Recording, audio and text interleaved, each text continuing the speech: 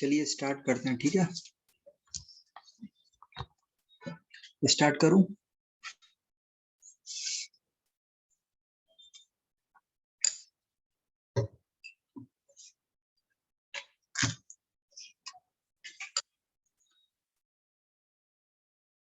Start करूं क्या?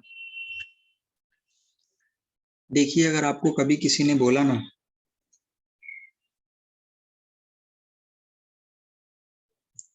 जैसे क्वेश्चन आपका दे रखा है √6 + 8 आयोटा, ऐसा क्वेश्चन दे रखा है। इसको क्या पढ़ेंगे? Find the square root of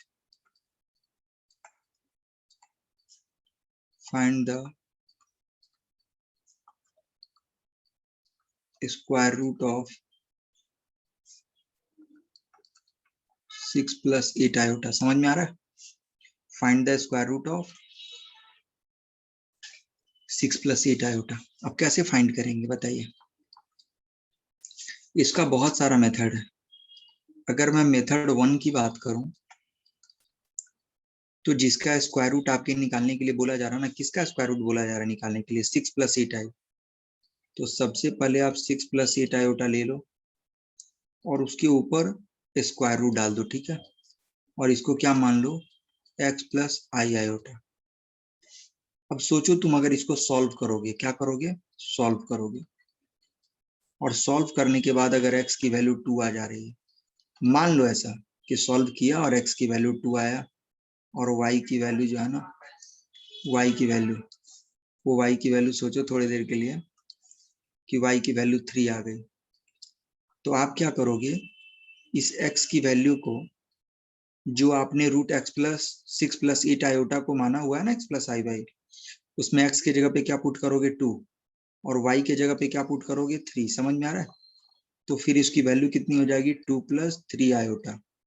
इसका मतलब क्या है कि सर हमें अगर कभी भी कोई क्वेश्चन दे और उस क्वेश्चन में अगर मुझे बोले कि इसका स्क्वायर रूट फाइंड करना है, तो सबसे पहले आप क्या करो? a + ib के ऊपर में रूट ले लो और उसको क्या मान लो? x + i iota.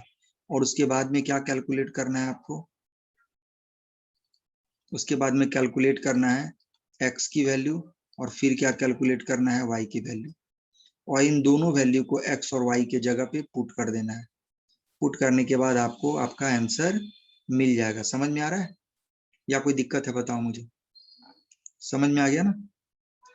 अब देखिए, थोड़ा ध्यान दीजिए।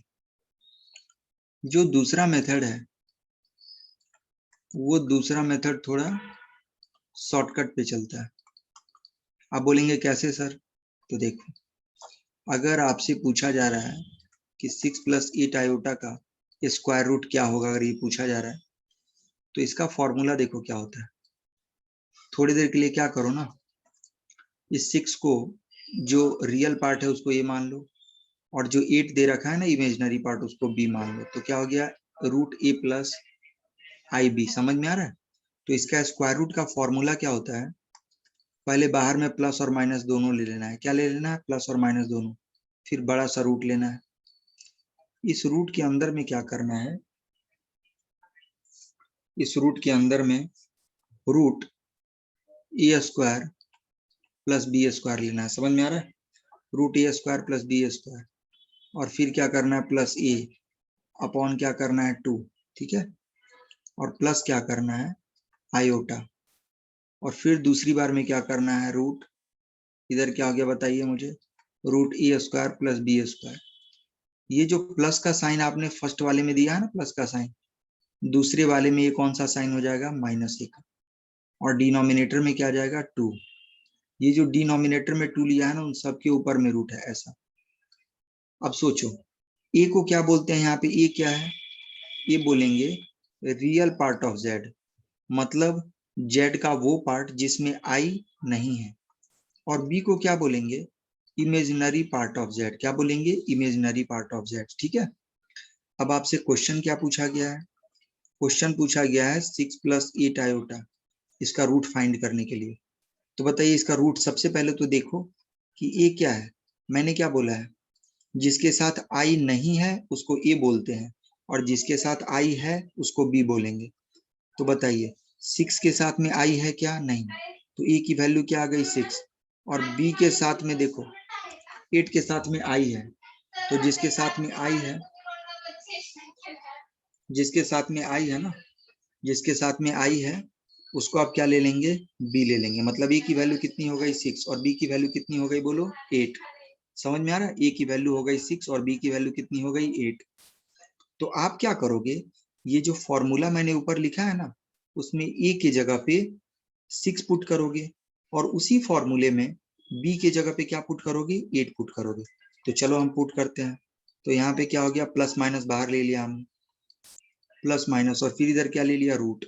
फिर उस रूट के अंदर एक और रूट है, उस रूट में क्या लिखा हुआ है, ए स्क्वायर प्लस बी स्क्वायर। अब क्वेश्चन में देखो ए की वैल्यू कितनी है 6, तो क्या करोगे 6 का स्क्वायर, प्लस बी की वैल्यू कितनी है बोलो 8, तो क्या करोगे 8 का स्क्वायर।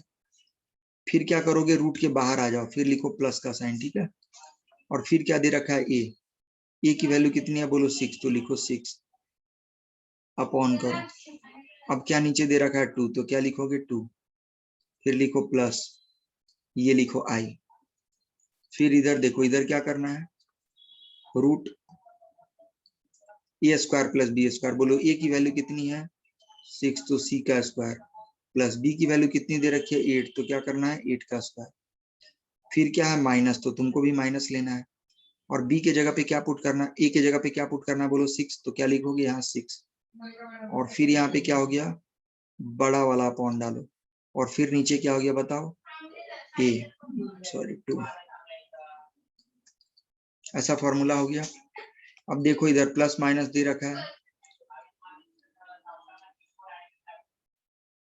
अब देखो यहाँ पे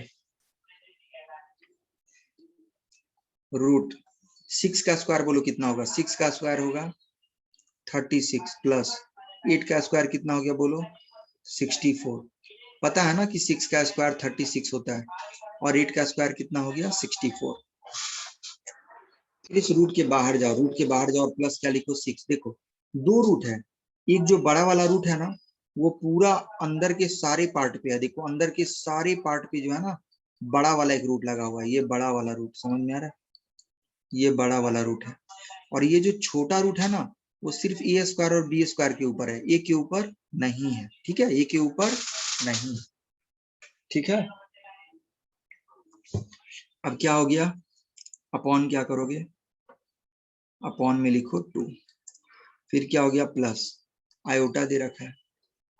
अब यही वाली फिर से करो, 6 का स्क्वायर कितना हो गया बोलो 36, 8 का स्क्वायर हो बोलो 64, माइनस कितना हो गया 6, अपॉन कितना हो गया 2, ऐसा। अब देखो यहाँ पे क्या हो गया, बड़ा वाला रूट ऐसे ले लो। अब 36 प्लस 64 कितना हो गया 100, कितना हो गया बोलो 100, 100 पे रूट लगा लो, और 6 जो है ना वो रूट के अंदर नहीं होगा, रूट के बाहर होगा। अपॉन कितना दे रखा है 2, प्लस आयोटा, रूट दे रखा है तो रूट ले लीजिए। अब ये कितना हो गया, 36 में 64 को ऐड करो तो 100, माइनस कितना हो गया 6, अपॉन कितना हो गया 2।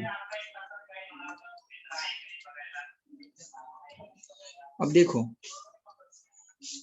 रूट 100 की जो वैल्यू है, रूट 100 की वैल्यू कितनी होती है बोलो, रूट 100 की वैल्यू होती है 10, तो 10 लिखो, प्लस क्या दे रखा है 6, तो 6 लिखो, अपॉन क्या है 2, फिर प्लस आयोटा। फिर देखो 100 का रूट कितना हो गया 10, माइनस ये कितना हो गया माइनस 6, अपॉन कितना हो गया 2, ऐसा, ठीक है। मेरे पास जगह नहीं है इसलिए मैं बाजू में लिख रहा हूँ। अब देखो 10 प्लस 6 कितना होता है बोलो, 10 ऊपर है प्लस 6, 10 प्लस 6 कितना हो गया 16, 16 को 2 से डिवाइड किए तो कितना होगा बोलो रूट 8, कितना होगा बोलो रूट 8। देखो ना 10 प्लस 6 16 हो गया, 16 को 2 से डिवाइड करोगे तो 8, और बाहर में क्या लगा हुआ है रूट 8, रूट 8 हो गया, प्लस फिर क्या दे रखा है आई, तो लिखो आई। अब 10 माइनस 6 कितना होता है 4, 4 को 2 से डिवाइड करोगे तो कितना हो जाएगा 2, तो क्या हो जाएगा ऐसा। मतलब समझ में आ रहा है, क्या हो गया आपका आंसर, आपका आंसर हो गया बाहर में प्लस माइनस, अंदर में रूट 8 प्लस आई रूट 2। अब एक बात बताओ मुझे, बाहर में प्लस माइनस का क्या मीनिंग है, किसी ने पूछ दिया अगर आपसे कि बाहर में प्लस माइनस का क्या मीनिंग होगा, तो आप क्या जवाब दोगे, आप जवाब दोगे सर ये एक रूट नहीं है, ये दो रूट है। एक रूट है ना, वो बाहर वाला प्लस साइन लेके आएगा, मतलब बाहर में जब तुम प्लस साइन लोगे और अंदर वाले को एज इट इज रखोगे, √8 + i√2। और दूसरी बार में क्या करोगे कि प्लस साइन को आपने ले लिया है तो अब छोड़ दोगे प्लस साइन को, फिर किसके लोगे, माइनस साइन को। तो ये क्या हो गया, √8 + i√2। इसका मतलब है कि सर इसके दो रूट आएंगे, एक रूट तो ये हो गया प्लस साइन वाला, और दूसरा रूट माइनस साइन वाला हो गया। समझ में आया? बोलो समझ में आया तो बोलो हाँ, नहीं समझ में आया तो फिर से समझाऊंगा, बोलो समझ में आया क्या? समझ में नहीं आया तो फिर से समझाऊंगा, टेंशन मत लो, पूछ लो मेरे से। समझ में आ रहा है?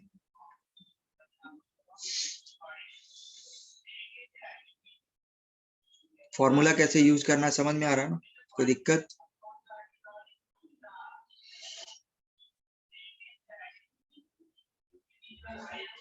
सुयस को नहीं समझा? देखो सबसे पहले आपको क्या करना है कि सबसे पहले जो क्वेश्चन दे रखा है ना, उस क्वेश्चन में सबसे पहले लिखो कि जिसके साथ आई नहीं है। देखो यहाँ पे दो टर्म है, एक है 6 और दूसरा है 8i। इसका मतलब 6 के साथ आई नहीं है। 6 के साथ आई है क्या? 6 के साथ आई नहीं है। वही ये जो दूसरा टर्म है 8, तो क्या बोलोगे, 8 के साथ आई है। तो जिसके साथ आई नहीं होता है उसको ए मान लो। तो 6 के साथ आई नहीं है इसलिए ए की वैल्यू 6 हो गई। और जिसके साथ में आई है उसको बी मान लो। तो देखो 8 के साथ में आई है, इसका मतलब है बी की वैल्यू क्या हो गई, 8 हो गई। अब ये जो तुमको फॉर्मूला लिख के मैंने दिया है ना, फॉर्मूला लिख के दिया है, तो उस फॉर्मूले में जहां जहां पे ए है उस ए के जगह पे 6 रखो, और जहां जहां पे बी है उस बी के जगह पे 8 रखो। ठीक है? अब ए के जगह पे अगर तुमने 6 रखा तो 6 का स्क्वायर कितना हो गया, 36। 8 रखा तो 8 का स्क्वायर कितना हो गया, 64। अब 36 को अगर 64 में आप ऐड करोगे तो कितना होगा, सोचो ना। 36 को अगर आप 64 में ऐड करोगे तो 6 4 10, 6 3 9 और 9 1 कितना हो गया, 10, मतलब 100। और एक बात याद रखो, ये जो फॉर्मूला है ना, तो ये फॉर्मूला में दो रूट है। कितना रूट है, दो रूट है। एक तो बाहर में है रूट, एक रूट कहाँ है, बाहर में, और एक रूट कहाँ है, अंदर में। तो देखो जो बाहर वाला रूट है ना वो सबके ऊपर है, मतलब अंदर में जितना कुछ दे रखा है वो सबके ऊपर है बाहर वाला रूट। लेकिन जो अंदर वाला रूट है ना वो सिर्फ a² + b² के ऊपर ही है। अंदर वाला रूट ए के ऊपर नहीं है। क्या है, ए के ऊपर अंदर वाला रूट नहीं है। ठीक है? और मैंने पहले जो लिखा है देखो, जो आई वाला टर्म होता है ना उसमें हम यहाँ पे ए को नेगेटिव साइन के साथ लिया है। देखो ए के आगे नेगेटिव साइन, बट जो आई का टर्म नहीं है उसमें ए के आगे का साइन क्या है, प्लस है। और ई और बी आपने पहले से फाइंड कर लिया, तो ई और बी के जगह पे हमने वैल्यू पुट कर लिया। ये देखो 64, 36 + 64 कितना हो गया, 100। 100 के ऊपर रूट डालोगे तो कितना हो जाएगा, 10। तो ये वाला पोर्शन कितना हो गया, 10। फिर बाद में क्या है, प्लस, तो तुमने क्या किया, प्लस। फिर ये बाद में क्या दे रखा है, 6, तो हो गया 6। तो 6 और 10 कितना मिलके हो गया, 16। नीचे क्या है, 2, तो 16 को 2 से डिवाइड करोगे तो क्या हो जाएगा, 8। बट 8 के सबसे बाहर में क्या दे रखा है, रूट, तो कितना हो गया, √8। क्या हो गया, √8। समझ में आ रहा है? उसी तरह हमने दूसरा वाला पार्ट लिया, उसमें भी रूट दे रखा है, 6 का स्क्वायर + 8⁻² -6 हो गया। देखो ये जो 6 है ना, ये जो 6 है, इस 6 के ऊपर, ये 6 के ऊपर रूट नहीं है, ये 6 के ऊपर रूट नहीं है। बट ये जो a² + b² है ना, इसके ऊपर रूट है, इसके ऊपर रूट है। और ये जो बाहर वाला रूट है ना वो सबके ऊपर है। ये जितना टर्म दिख रहा है ना ये सबके ऊपर बाहर वाला रूट है, सबके ऊपर। समझ में आया? बोलो अगर नहीं समझा तो फिर से समझाऊंगा, बोलो जल्दी। समझ में आया कि नहीं?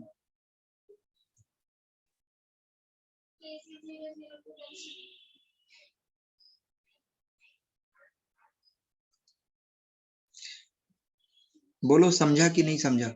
अगर किसी को नहीं समझा तो मुझसे पूछ लो, तुम्हारा जानना मेरे लिए ज्यादा जरूरी है।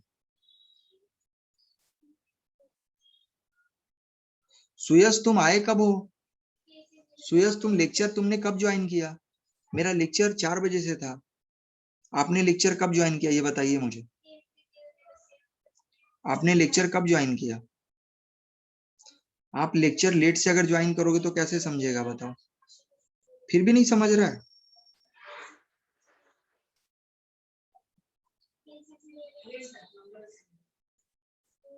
दुर्गेश्वरी, ठीक है चलिए। अच्छा एक दूसरा क्वेश्चन ले लीजिए, ये क्वेश्चन आप सॉल्व करके देखिए तो थोड़ा। रूट 3 + 4 आयोटा, इसका आंसर क्या होगा ये बताओ। इस पीछे वाले से देख लो, पहले पीछे वाला फॉर्मूला देख लो। ये फॉर्मूला क्या दे रखा है? ये जो फॉर्मूला है ना, उसमें ए की जगह पे क्या रखना है? जिसके साथ आई है उसको बी लोगे, और जिसके साथ आई नहीं है उसको ए लोगे। चलो इस फॉर्मूले में ए और बी, ये क्वेश्चन तुम करके दिखाओ मुझे, जल्दी करो, मैं तुम्हारा वेट कर रहा हूँ, जल्दी करो तुम इस क्वेश्चन को।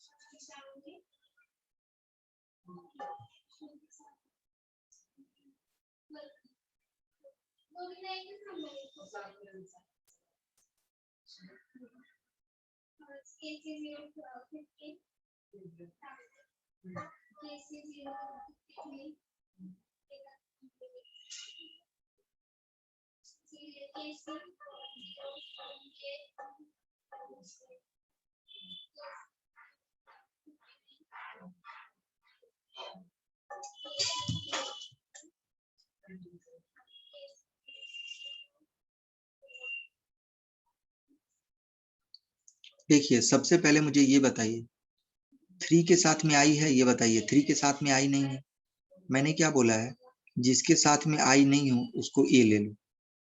तो देखो 3 के साथ में आई नहीं है। सुमित क्या कर रहे हैं आप? देखो 3 के साथ में आई नहीं है, इसका मतलब क्या है? ए की वैल्यू 3 है। और देखो 4 के साथ में आई है, तो जिसके साथ में आई है ना उसको बी ले लो, मतलब बी की वैल्यू कितनी हो गई? 4। ए की वैल्यू हो गई 3 और बी की वैल्यू हो गई 4। ये काम आपको करना है, ठीक है। सबसे पहले तो ए और बी को कैलकुलेट कर लें, आपकी ए और बी की वैल्यू क्या है। उसके बाद आप क्या करोगे? फॉर्मूला क्या बोलता है? Plus minus. इधर क्या दे रखा है बताइए? सबसे पहले तो बड़ा वाला रूट ले लो, बड़ा वाला रूट। और फिर फॉर्मूला क्या बोलता है कि ए स्क्वायर प्लस बी स्क्वायर। फिर इस रूट के बाहर जाओ और लिखो प्लस ए। क्या लिखो? प्लस ए। अपॉन नीचे क्या हो गया? 2। प्लस लिखो, फिर आयोटा लिखो। फिर यही दोबारा जो है ना एक बड़ा वाला रूट ले लो, इस रूट के अंदर लिखो ए स्क्वायर प्लस बी स्क्वायर। और इस रूट के बाहर जाओ और लिखो माइनस ए। क्या लिखो? माइनस ए। और अपॉन में क्या आ गया? 2। ये फॉर्मूला है, ये क्या है? फॉर्मूला है। अब चलो इस फॉर्मूले में क्या करो, ए के जगह पे ए की वैल्यू पुट करो और बी के जगह पे बी की वैल्यू पुट करो। अब बताओ मुझे ए की वैल्यू कितनी तुम्हारे क्वेश्चन में दे रखी है? 3। तो ए के जगह पे लिखो 3, तो 3 का स्क्वायर प्लस ये जो बी दिख रहा है ना, इस बी में बी की वैल्यू रखो। बी की वैल्यू कितनी है? 4। 4 का स्क्वायर। फिर रूट के बाहर निकलो, प्लस लिखो। अब लिखो ए कितनी है? 3, तो लिखो 3। अपॉन में जाओ और फिर क्या दे रखी है? 2, तो लिखो 2 प्लस आयोटा। ठीक है। अब इधर क्या हो गया बोलो? इधर भी यही चीज लिखोगे, 3 का स्क्वायर प्लस 4 का स्क्वायर माइनस ए की वैल्यू कितनी दे रखी है? 3। क्या दे रखी है बोलो? 3। अपॉन कितना हो गया? 2। अब देखो 3 का स्क्वायर कितना हो गया बोलो? 3 का स्क्वायर हो गया 9। 4 का स्क्वायर कितना हो गया? 16। और इधर क्या हो गया? प्लस 3। अपॉन में क्या हो गया? 2 प्लस आयोटा। ठीक है। इधर भी क्या हो गया? 3 का स्क्वायर कितना हो गया? 9। 4 का स्क्वायर कितना हो गया? 16 माइनस 3 अपॉन कितना हो गया? 2। ऐसा। अब गौर से देखो, 16 प्लस 9 कितना हो गया? 25। और 25 के ऊपर रूट लग गया। 25 के ऊपर क्या लग गया? रूट लग गया। प्लस 3 अपॉन कितना हो गया? 2 प्लस आई। इधर कितना दिख रहा है, इधर भी 25 है, रूट लग गया, -3 अपॉन क्या हो गया 2। अब देखो ये √25 की वैल्यू कितनी होती है, 5, तो लिखो 5 प्लस कितना है 3/2। ये एक पार्ट हो गया, दूसरा आई। और ये वाली वैल्यू कितनी दे रखी है बताओ, ये कितना हो गया 5 - 3 अपॉन कितना हो गया 2। अब देखो प्लस माइनस, इधर कितना हो गया बताओ, 5 + 3 कितना हो गया 8। 8 को 2 से डिवाइड करोगे तो कितना हो जाएगा बोलो 4। देखो ना 5 + 3 कितना हो गया 8, 8 को 2 से डिवाइड करोगे तो कितना होगा 4 प्लस आई। देखो 5 में से 3 को सब्ट्रैक्ट करोगे तो कितना होगा 2, 2 को 2 से डिवाइड करोगे तो कितना होगा 1, तो लिखो 1 प्लस माइनस। अब ये √4 की वैल्यू हो गया 2 प्लस, अब आई इंटू 1 कितना होता है आयोटा, बस इतना। तो कितने बच्चों का ये आंसर आया मुझे बताइए।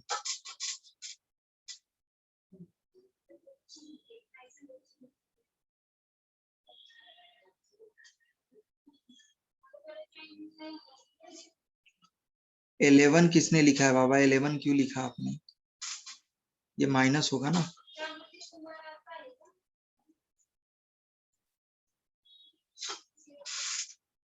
फॉर्मूला आपने नहीं देखा क्या, बताइए ये फॉर्मूला क्या बोल रहा है, यहाँ पे माइनस का साइन है ना, √a² + b² माइनस है कि नहीं, बताइए समझ में आ रहा है।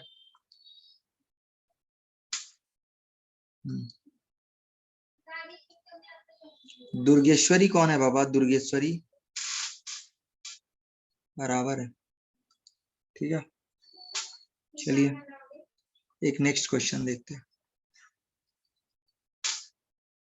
अब ये क्वेश्चन दे रखा है i⁻57 प्लस 1/i⁻125। इसका आंसर क्या होगा ये आपको बताना है, जल्दी बताइए, ठीक है बोलिए। देखो एक बात बता रहा हूं, आई के पावर में जो दे रखा है ना, इस पावर को क्या करो 4 से डिवाइड करो, और पावर को 4 से डिवाइड जब करेंगे ना तो जो रिमाइंडर आएगा उस रिमाइंडर को क्या करो आई के पावर में डाल दो। ये क्या हो गया आंसर हो गया, ठीक है। मतलब जो आई के पावर में दे रखा है उस पावर को 4 से डिवाइड करो, और 4 से डिवाइड करने के बाद जो रिमाइंडर बचता ना उस रिमाइंडर को आई के पावर में ले लो, वही उसका आंसर हो जाएगा, ठीक है। अब चलो ये फर्स्ट पार्ट दिख रहा है, इसमें क्या दिख रहा है i⁻57। तो ये जो पावर है ना 57, इस 57 को क्या करो 4 से डिवाइड करो, किससे डिवाइड करो 4 से। तो 4 से डिवाइड करोगे तो कितना हो जाएगा 4 × 1 = 4, रिमाइंडर कितना बचा 1। तो इसका मतलब है कि i⁻57 की वैल्यू वही होगी जो i⁻1 की वैल्यू होगी। समझ में आया, समझ में आया कि नहीं आया बताओ मुझे, समझ में आया कि नहीं आया। कभी भी अगर i⁻2 कुछ दे रखा हो तो जो पावर में उसको 4 से डिवाइड करो, और जो रिमाइंडर आएगा 57 को 4 से डिवाइड हमने किया तो रिमाइंडर कितना आया 1, इसको बोलते हैं रिमाइंडर। तो i⁻1 मतलब i⁻57 की वैल्यू i⁻1 आई। अब चलो क्या करोगे, i⁻125 है, इस 125 को फिर से 4 से डिवाइड करो, कितना हो गया बताओ, ये गया 5, 4 × 1 = कितना हो गया 4। अब कितना बचा बताओ, अब रिमाइंडर क्या है बोलो, अब रिमाइंडर 1 है। मतलब i⁻51 की वैल्यू अगर किसी ने पूछा तो आप बोलोगे ये भी i⁻1। तो चलो i⁻57 के जगह पे भी क्या लिखोगे i⁻1 प्लस, ऊपर क्या है 1 है तो लिखो 1, और नीचे क्या i⁻125। अब i⁻125 किसके इक्वल है, i के इक्वल, तो लिखो i⁻1। अब इसकी वैल्यू आपको बतानी है, ठीक है। तो ये क्या है i, अब i के पावर में अगर 1 है तो उसकी वैल्यू भी तो i ही होगी। तुम 10 के पावर में 1 लिखो तब भी वैल्यू 10 ही आएगा, 50 के पावर में 1 रखो वैल्यू 50 ही आएगा। मतलब पावर 1 रखने से वैल्यू नहीं बदलती है, ठीक है ना, वैल्यू नहीं बदलती। अब देखो क्या करो, ये जो 1/i दे रखा है ना इसको आप i से मल्टीप्लाई करो, और इसको i से डिवाइड कर लो, ये आई एज इट इज है। देखो i इंटू 1 कितना हो गया i, और i इंटू आई कितना होता है बोलो, i इंटू आई होता है आई स्क्वायर। क्या होता है बोलो, आई स्क्वायर। और आई स्क्वायर की वैल्यू कितनी होती है बोलो, आई स्क्वायर की वैल्यू होती है -1। कितनी होती है, -1। पहले से आई दे रखा है, देखो ये प्लस और ये माइनस दोनों मल्टीप्लाई होके प्लस माइनस हो गया माइनस। ऊपर में क्या दे रखा है, आई, तो ऊपर में ले लो आई। अब आई माइनस आई कितना होगा बोलो, 0। तो आपका आंसर कितना आ गया, बोलिए आंसर क्या आ गया, 0। जिसको नहीं समझा वो पूछो मुझसे, और अगर समझ में आ गया तो आगे बढ़ेंगे, ठीक है।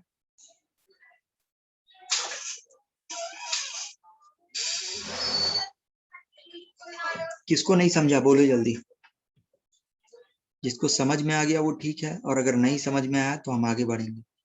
समझ में आ गया ना, सारे बच्चे को समझ में आ रहा है ना, या किसी को कोई दिक्कत है बताओ।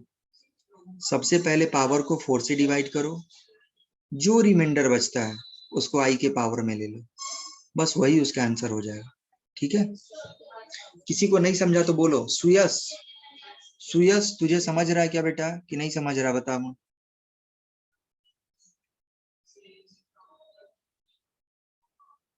नहीं समझा तुझे, ठीक है, ठीक है, रुकिए 1 मिनट बता रहा हूँ। देखो आई के पावर में अगर 57 है और किसी ने पूछा इसकी वैल्यू क्या होगा, तो तुम सबसे पहले पावर को देखो, बोलो पावर कितना है 57। तो पहले पावर क्या करो कि पावर को 4 से डिवाइड करो, ये कितने बार में लग जाएगा बताओ, 56। कितना बच गया, देखो ये जो जगह है ना इसको क्या बोलते हैं, रिमाइंडर। अब आई रेस टू अगर कुछ दे रखा है ना तो उसकी वैल्यू पता है किसके बराबर होती है, उसकी वैल्यू होती है आई रेस टू रिमाइंडर के बराबर। मतलब आई रेस टू 57 की वैल्यू किसके बराबर होगी, आई रेस टू रिमाइंडर। रिमाइंडर कितना है बोलो 1, तो मतलब आई रेस टू 57 की वैल्यू जो होगी वही वैल्यू आई रेस टू 1 की होगी। ये दोनों वैल्यू क्या होगी, सेम। अगर किसी ने पूछा कि आई रेस टू 100 की वैल्यू क्या होगी, तो आप क्या करो, जो पावर 100 दे रखा है ना उसको 4 से डिवाइड करो। किससे डिवाइड करो, 4 से। तो ये कितने टाइम्स में लग जाएगा, 20 टाइम्स में। तो ये कैंसिल, तो रिमाइंडर क्या बच गया बोलो,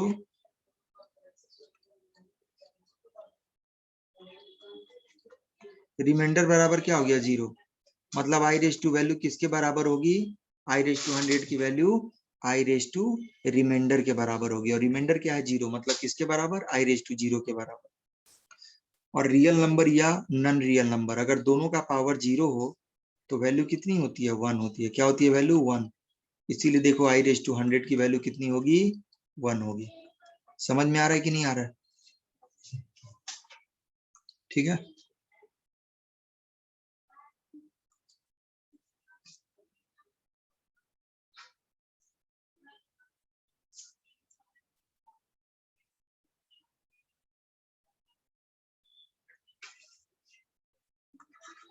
नेक्स्ट क्वेश्चन दे रखा है 1 minus iota upon 1 plus iota raise to 100 is equal to क्या दे रखा है, ए प्लस आई बी। अब तुमसे पूछ रहा है, इसमें तुमसे पूछ रहा है कि ए बराबर क्या होगा और बी बराबर क्या होगा, ये पूछ रहा है। तो तुम कैसे जवाब दोगे बताओ। देखो सोचो, यहाँ पे थोड़ा सा मैं बताता हूँ। अगर चलो एक कॉम्प्लेक्स नंबर Z1 है, दूसरा कॉम्प्लेक्स नंबर Z2 है, ठीक है। और जो Z1 है ना, 1 मिनट, एक कॉम्प्लेक्स नंबर Z1 है, और जो Z1 कॉम्प्लेक्स नंबर है उसकी वैल्यू क्या दे रखी है, उसकी वैल्यू दे रखी है x प्लस आई वाई। और एक दूसरा कॉम्प्लेक्स नंबर Z2 है, इसकी वैल्यू दे रखी है a प्लस आई बी, ठीक है। कोई पूछे कि ये दोनों कॉम्प्लेक्स नंबर कब बराबर होंगे, मतलब Z1 कब बराबर होगा Z2 के, तो आप क्या बोलोगे कि सर दो कॉम्प्लेक्स नंबर आपस में तभी बराबर होंगे जब पहले वाले कॉम्प्लेक्स नंबर का रियल पार्ट दूसरे वाले कॉम्प्लेक्स नंबर के रियल पार्ट के बराबर हो जाए, और दूसरा कि पहले वाले कॉम्प्लेक्स नंबर का इमेजिनरी पार्ट दूसरे वाले कॉम्प्लेक्स नंबर के इमेजिनरी पार्ट के बराबर हो जाए। मतलब देखो, पहला वाला जो कॉम्प्लेक्स नंबर Z1 है उसका रियल पार्ट क्या है? रियल पार्ट हम उसको बोलते हैं जिसके साथ आई नहीं होता है। तो x और y दोनों में किसके साथ आई नहीं है? तो x के साथ आई नहीं है। मतलब real part of Z1, real part of Z1 का मतलब क्या हुआ? Z1 का रियल पार्ट। तो बताओ Z1 का वो पार्ट जिसमें आई नहीं है तो क्या है? x। और वही मैंने बोला कि रियल पार्ट ऑफ Z2। अब Z2 का रियल पार्ट क्या हो जाएगा बताओ? Z2 का वो पार्ट जिसमें आई नहीं है। तो a प्लस आई बी, तो देखो b के साथ तो आई है, a के साथ नहीं है। उसके बाद क्या हो गया? Imaginary part of Z1। मतलब Z1 का वो पार्ट जो आयोटा के साथ है। तो बताओ, आयोटा यहाँ दिख रहा है, आयोटा के साथ कौन है बोलो? y। तो y ये हो गया। फिर क्या हो गया? इमेजिनरी पार्ट ऑफ Z2, तो ये क्या हो गया? b। मतलब रियल पार्ट के बराबर होना चाहिए। मतलब x की वैल्यू किसके बराबर होनी चाहिए? a के बराबर। और y की वैल्यू किसके बराबर होनी चाहिए? b के बराबर। समझ में आया कि नहीं आया बताओ? तो यहाँ पे देखो, यहाँ पे एक कॉम्प्लेक्स नंबर ये है, समझ में आ रहा है? ये एक कॉम्प्लेक्स नंबर है और बीच में इक्वल टू का साइन है। किसका साइन है? बीच में इक्वल टू का साइन है। कौन सा साइन है? इक्वल टू का साइन है। और दूसरे साइड में एक दूसरा कॉम्प्लेक्स नंबर दे रखा है। तो सोचो, ये कॉम्प्लेक्स नंबर मतलब लेफ्ट हैंड वाला और राइट हैंड वाला, ये दोनों कब बराबर होंगे? जब लेफ्ट हैंड साइड का जो रियल पार्ट है, रियल पार्ट, वो राइट हैंड साइड के रियल पार्ट के बराबर हो जाए। और फिर लेफ्ट हैंड साइड का imaginary part left hand side के इमेजिनरी पार्ट के बराबर हो जाए। यही होगा ना? तो आप क्या करो, पहले इसको सॉल्व करो। क्या करो? इसको सॉल्व करो। किसमें कन्वर्ट करो? Convert in a plus i B.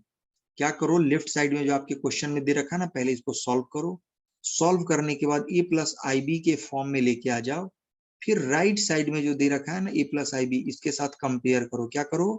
Compare करो। जब कंपेयर करोगे तो a की वैल्यू यहाँ पे बराबर होगी और b की वैल्यू यहाँ पे बराबर होगी, है ना? उस तरह से आप a और b दोनों भी बता पाओगे। समझ में आ रहा है कि नहीं आ रहा है बताओ?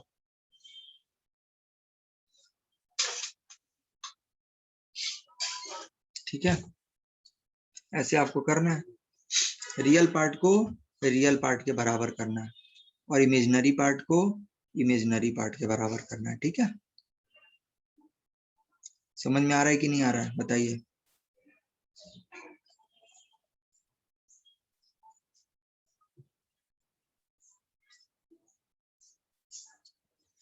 अब गौर से देखिए, यहाँ पे क्या दे रखा है? 1 माइनस आयोटा, 1 प्लस आयोटा। इधर क्या दे रखा है? a plus i b. देखो, इस टाइप के जब भी तुमको कभी भी तुम्हारे लाइफ में अगर इस टाइप के क्वेश्चन मिलते हैं ना, तो तुमको सिर्फ एक काम करना है। क्या करना है?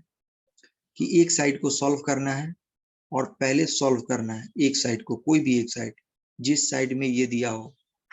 और सॉल्व करने के बाद क्या करना है? कंपेयर करना है। बस इतना याद रखो। लेफ्ट साइड में क्या दे रखा है? 1 minus iota upon 1 plus iota. इसको मल्टीप्लाई करो। देखो, डिनोमिनेटर में क्या दे रखा है बताओ? डिनोमिनेटर में दे रखा है 1 प्लस आयोटा। तो डिनोमिनेटर का सबसे पहले कॉन्जुगेट फाइंड करो कि डिनोमिनेटर का कॉन्जुगेट क्या होता है। और उसी कॉन्जुगेट से आप क्या करो? मल्टीप्लाई करो। और उसी कॉन्जुगेट से क्या करो? डिवाइड करो। तो हमने क्या किया? 1 माइनस आई ऊपर है, नीचे दे रखा है 1 प्लस आई। कॉन्जुगेट कैसे निकालते हैं? कॉन्जुगेट अगर किसी का निकालने के लिए बोला जाए तो आयोटा के बाजू का साइन बदल दो। क्या करो? आयोटा के बाजू का साइन बदल दो। अब गौर से देखो, यहाँ पे डिनोमिनेटर में आयोटा के बाजू का साइन क्या है? प्लस। तो आयोटा के बाजू का साइन बदल दोगे तो क्या हो जाएगा? 1 माइनस आयोटा। जो प्लस है वो माइनस में बदल जाएगा और आई के बाजू में अगर माइनस है तो प्लस में बदल जाएगा। ठीक है, अब जो उसका कॉन्जुगेट 1 माइनस आई आया, उसी 1 माइनस आई से तुम मल्टीप्लाई करो और उसी 1 माइनस आई से तुम क्या करो? डिवाइड कर लो। ठीक है, और पावर कितना दे रखा है? 100। तो रहने दो पावर 100, कोई दिक्कत नहीं है ना? अब देखो, अब ये 1 पहले 1 से मल्टीप्लाई होगा, तो 1 को 1 से मल्टीप्लाई करोगे तो 1 आ गया। फिर ये 1 क्या करेगा, आयोटा से मल्टीप्लाई हो। अब देखो 1 के आगे का साइन है प्लस, जब ये आयोटा से मल्टीप्लाई हुआ तो उसके आगे का साइन है माइनस, तो प्लस जब माइनस से मल्टीप्लाई होगा तो क्या हो जाएगा, माइनस। और फिर 1 को आयोटा से मल्टीप्लाई करोगे तो क्या हो जाएगा, आयोटा। ठीक है, फिर अब देखो, अब चलो इस टर्म को देखो, पहले ये क्या होगा, पहले वाले से मल्टीप्लाई होगा, तो देखो ये है माइनस और ये है प्लस, तो आयोटा को जब 1 से मल्टीप्लाई करोगे तो क्या हो जाएगा, आयोटा। ठीक है, बट ये माइनस साइन और ये प्लस साइन है, ये मैंने माइनस साइन लिखा। फिर ये माइनस और ये माइनस दोनों मल्टीप्लाई होकर क्या हो गया, प्लस। आयोटा को आयोटा से मल्टीप्लाई करोगे तो क्या हो जाएगा, आई स्क्वायर। क्या हो जाएगा बोलो, आई स्क्वायर। और नीचे देखो क्या है, फिर वही नीचे 1 को 1 से मल्टीप्लाई करो, 1 1 को आयोटा से मल्टीप्लाई करो, बट नेगेटिव साइन है तो माइनस आयोटा। फिर यही आयोटा 1 से मल्टीप्लाई हुआ तो क्या हो जाएगा, plus iota. Plus minus minus, और आयोटा इंटू आयोटा क्या हो गया, आयोटा स्क्वायर। इसकी वैल्यू किसके बराबर है, ए प्लस आई बी की। और बाहर में पावर कितना दे रखा है, 100। अब देखो तुम खुद सोचो कि ये 1 दे रखा है, माइनस आयोटा मिलके क्या हो जाएगा, -2 आयोटा। और ये आई स्क्वायर दे रखा है, आई स्क्वायर की वैल्यू कितनी होती है, -1। कितनी होती है बोलो, -1। ये देखो ये और ये दोनों कैंसिल हो गया, यहाँ पे क्या दे रखा है, 1 माइनस है। आयोटा स्क्वायर की वैल्यू कितनी होती है बोलो, -1, तो तुम -1 लिख लो, है ना। पावर कितना दे रखा है, 100 इज इक्वल टू क्या हो गया, ए प्लस आयोटा बी।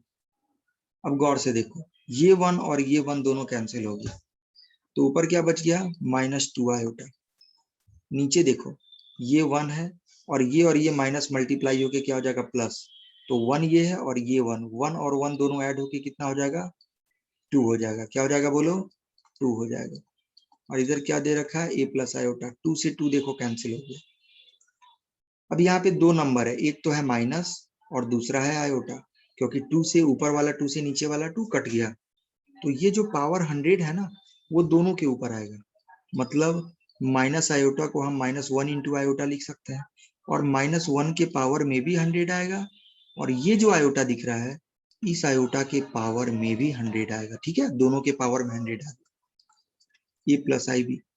अब देखो -1 का पावर 100 क्या है, 100 एक इवन नंबर है, 100 क्या है, इवन नंबर है। और अंदर में क्या है, माइनस। माइनस का पावर अगर इवन होता है ना, माइनस का पावर अगर इवन होता है तो वो क्या हो जाता है, प्लस। समझ में आ रहा है, माइनस का पावर अगर इवन होता है तो वो क्या हो जाता है, प्लस। तो देखो माइनस का पावर इवन है तो क्या हो गया, प्लस। और 1 का पावर 100 है तो 1 का पावर तो 1 ही होता है, तो ये क्या हो गया, +1। बट आई का पावर इधर क्या है, 100, और ये क्या हो गया, ए प्लस आई बी। और आपको पता है, मैंने बोला था कि अगर आयोटा का कुछ भी पावर हो उसको कैसे निकालते हैं, तो जो पावर दे रखा है उसको 4 से डिवाइड करते हैं। अब अगर 100 को तुम 4 से डिवाइड करोगे तो ये 25 बार में तो पूरी की पूरी तरह से कट जाएगी, कट गई ना। तो इसका मतलब क्या है, इसका मतलब है कि रिमाइंडर की वैल्यू कितनी आ गई, 0। रिमाइंडर की वैल्यू कितनी आ गई, 0। इसका मतलब क्या है कि मेरा जो ये क्वेश्चन दे रखा है ना, i⁻100, इसकी वैल्यू कितनी हो जाएगी, i⁻ रिमाइंडर, और रिमाइंडर कितनी आ गई, 0। तो ये, और राइट साइड में क्या दे रखा है, ए प्लस आयोटा बी।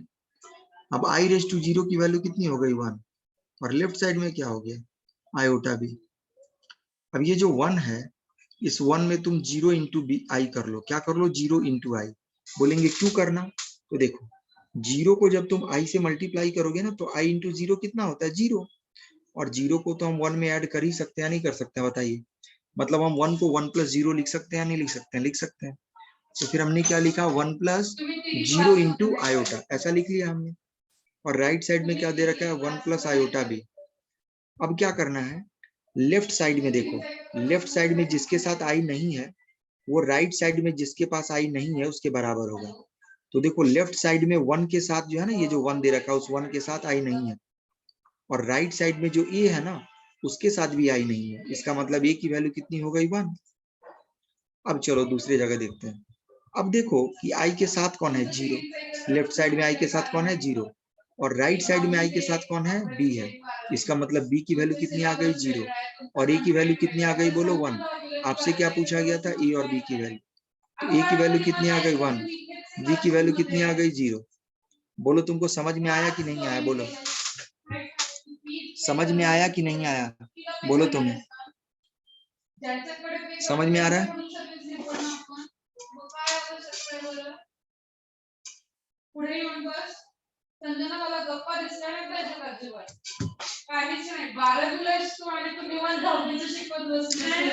सुयश समझ में आया तुझे? सुयश देखिए, सारे बच्चे को समझाना मेरे लिए ज्यादा इंपॉर्टेंट है, सारे बच्चों को समझाना है मुझे। तो कोई भी बच्चे को अगर प्रॉब्लम आ रही है तो तुम मुझसे पूछो। तुम ये मत सोचो कि सर मुझे डांटेंगे, मैं तुम्हें बिल्कुल डांटने वाला नहीं। तुमको जितनी बार डाउट आती है मैं तुमको उतनी बार बताऊंगा, ठीक है? आप इस चीज का टेंशन मत लो कि मैं आपको डांटूंगा, बिल्कुल भी मैं डांटने वाला नहीं हूँ। आपका रिजल्ट मेरे लिए बहुत ज्यादा इंपॉर्टेंट है, ठीक है? आप पढ़ लिख के अच्छा बनो, मेरी यही मनोकामना है, ठीक है? तो आप क्या करो, अगर किसी को कुछ डाउट आ रहा है तो आप पूछ सकते हैं मुझसे, ठीक है? ठीक है, चलिए, अगर डाउट नहीं है तो हम आगे बढ़ते हैं, ठीक है?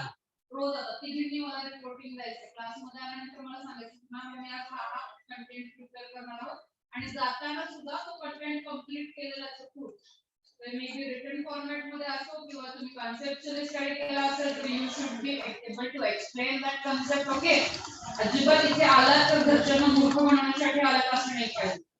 काय समजला? ये क्वेश्चन आप बताइए, देखिए आर्गुमेंट पूछा गया। आर्गुमेंट का मतलब क्या होता है, सोचो। सबसे पहले आप क्या करो, पहले स्टेप में क्या करो, यहाँ पे जेड दे रखा है तो स्टेप 1 में क्या करना है, convert Z in A plus i B. मतलब क्या है कि ये जो जेड दे रखा है ना, इस जेड को सबसे पहले ए प्लस आई बी में कन्वर्ट करो। अभी देखो ये z a plus i b में नहीं है। ए प्लस आई बी का मतलब है कि आयोटा ऊपर होना चाहिए। देखो न्यूमेरेटर में आयोटा है नहीं, डिनोमिनेटर में आयोटा है। तो डिनोमिनेटर में जो आयोटा है ना, उसको न्यूमेरेटर में लेके जाओ, ठीक है? उसको कहाँ लेके जाओ, न्यूमेरेटर में लेके जाओ। तो पहला काम क्या करना है, कन्वर्ट जेड इन, क्या करना है बोलो, convert Z in A plus I Y, A plus i B. Step 2 में क्या करना है, स्टेप 2 में करना है find real part of Z and imaginary part of Z. अब तुम सोचो रियल पार्ट ऑफ जेड क्या होगा। अगर तुमने जेड को ए प्लस आई बी में कन्वर्ट किया तो ए प्लस आई बी का रियल पार्ट क्या होगा, जिसमें आई नहीं है। जिसमें आई नहीं होता है उसको रियल पार्ट बोलते हैं, और जिसमें आई होता है उसको इमेजिनरी पार्ट बोलते हैं। मतलब जेड का रियल पार्ट कौन हो गया बताओ, जेड का रियल पार्ट हो गया ये, और इमेजिनरी पार्ट जेड का क्या हो गया, जिसके साथ आई है। आई किसके साथ में है, बी के साथ में। तो इसका मतलब इमेजिनरी पार्ट तुमने फाइंड कर लिया, ये दोनों काम कर लिया। उसके बाद स्टेप 3 में तुमको क्या करना है, find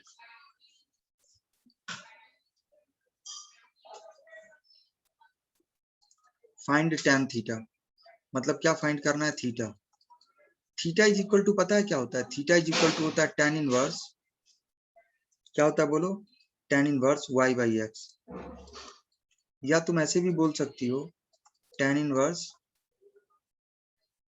imaginary part of Z. मतलब ये जो जेड है ना, जेड, ये जो आपने जेड लिया है, उस जेड का imaginary part upon real part of Z.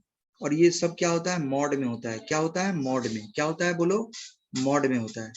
Mod का मतलब पता है क्या होता है, मॉड का मतलब होता है पॉजिटिव वैल्यू। सोचो अगर -1 के ऊपर मैंने मॉड लगा दिया तो आंसर क्या आएगा पता है, इसका आंसर आएगा +1। अगर मैंने -5 के ऊपर मॉड लगा लिया तो पता है इसका आंसर कितना आएगा, 5। अगर मैंने -2 के ऊपर मॉड लगा लिया तो पता है आंसर क्या होगा, +2। अगर मैंने -11 के ऊपर मॉड लगा लिया तो पता है आंसर कितना आएगा, +11। अगर मैंने 11 के ऊपर मॉड लगा लिया तो क्या आंसर आएगा, 11। इसका मतलब है कि सर नेगेटिव नंबर पे भी मॉड लगाने के बाद आंसर मेरा पॉजिटिव आता है, ठीक है? नेगेटिव नंबर के ऊपर भी मॉड लगाने पे आपका आंसर क्या आएगा, पॉजिटिव आएगा, ठीक है? तो ये चीजें क्लियर है आपकी? तो ऐसे करके जाना है। स्टेप 2 करना है। अब जब स्टेप 2 अगर आप कर लोगे ना, तो स्टेप 2 के बाद भी कुछ होता है। स्टेप 2 करने के बाद जो है ना स्टेप 3 पे चलो। स्टेप 3 क्या होता है देखो गौर से। अब सोचो, अगर मान के चलो पॉइंट जो है ना, देखो z plus A plus i B का मतलब क्या हो गया, ए प्लस आई बी एक पॉइंट को रिप्रेजेंट करता है, और ये पॉइंट का एक्स कोऑर्डिनेट क्या होगा, ये पॉइंट का एक्स कोऑर्डिनेट जो है ना, ये z का जो रियल पार्ट है वो होगा। तो बताओ इस z का रियल पार्ट क्या है, a, तो पॉइंट क्या होगा a, और फिर कॉमा b जो होता है ना, मतलब बाद में क्या लिखते हैं, b आपका दे रखा है, ये क्या हो गया इमेजिनरी पार्ट, मतलब a क्या हो गया इस z का रियल पार्ट, और b क्या हो गया इस z का इमेजिनरी पार्ट।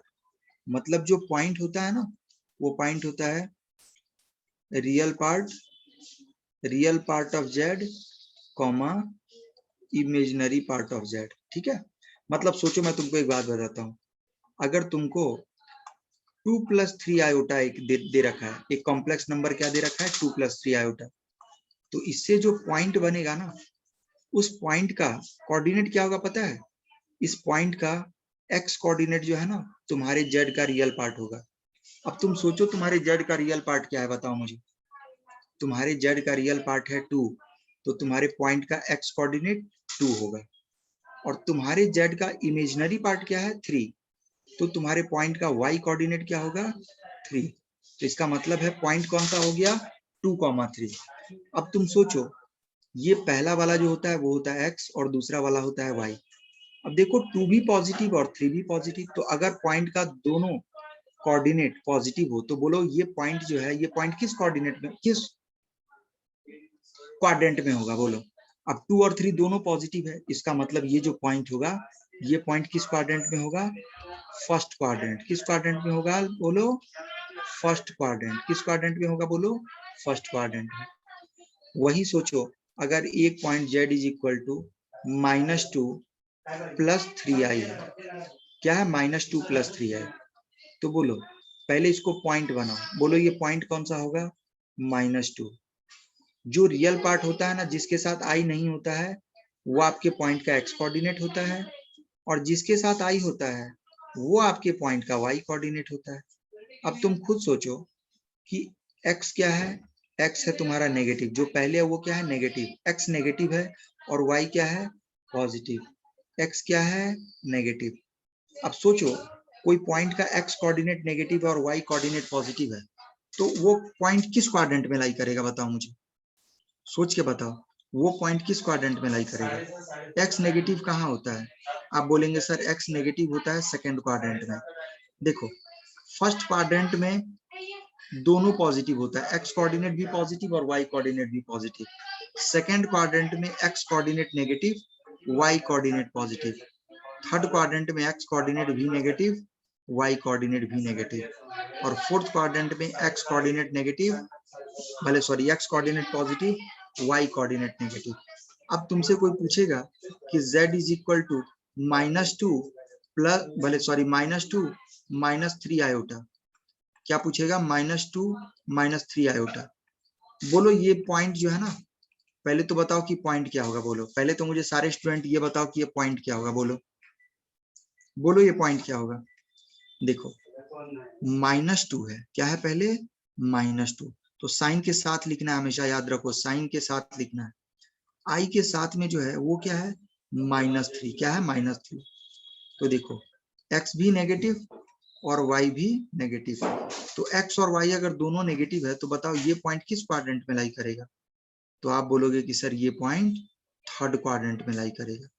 पॉइंट किस क्वाड्रेंट में लाई करेगा, थर्ड क्वाड्रेंट में लाई करेगा। समझ में आ रहा है, तो इस तरह से आप पहले पहचान लोगे। मैंने पूछा कि z इज इक्वल टू अगर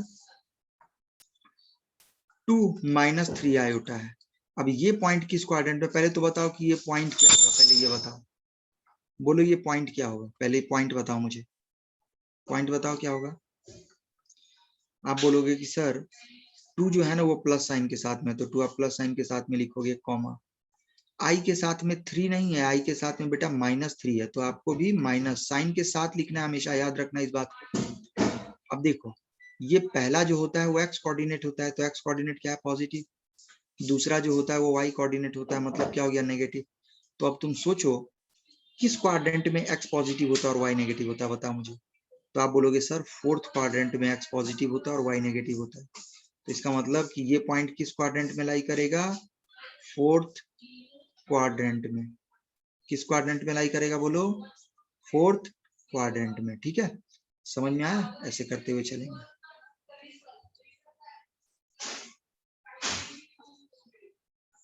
तो सबसे पहले क्या करना है, सबसे पहले जेड को ए प्लस आई बी में कन्वर्ट करना है। किस में कन्वर्ट करना है बोलो, ए प्लस आई बी में कन्वर्ट करना है। किस में कन्वर्ट करना है बोलो, ए प्लस आई बी में कन्वर्ट करना है।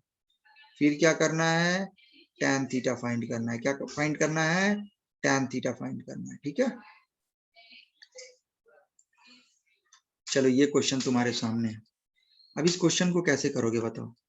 सबसे पहले ऊपर क्या दे रखा है, -2, नीचे क्या दे रखा है, 1 + √3 आयोटा। तो देखो आप क्या करो, डिनोमिनेटर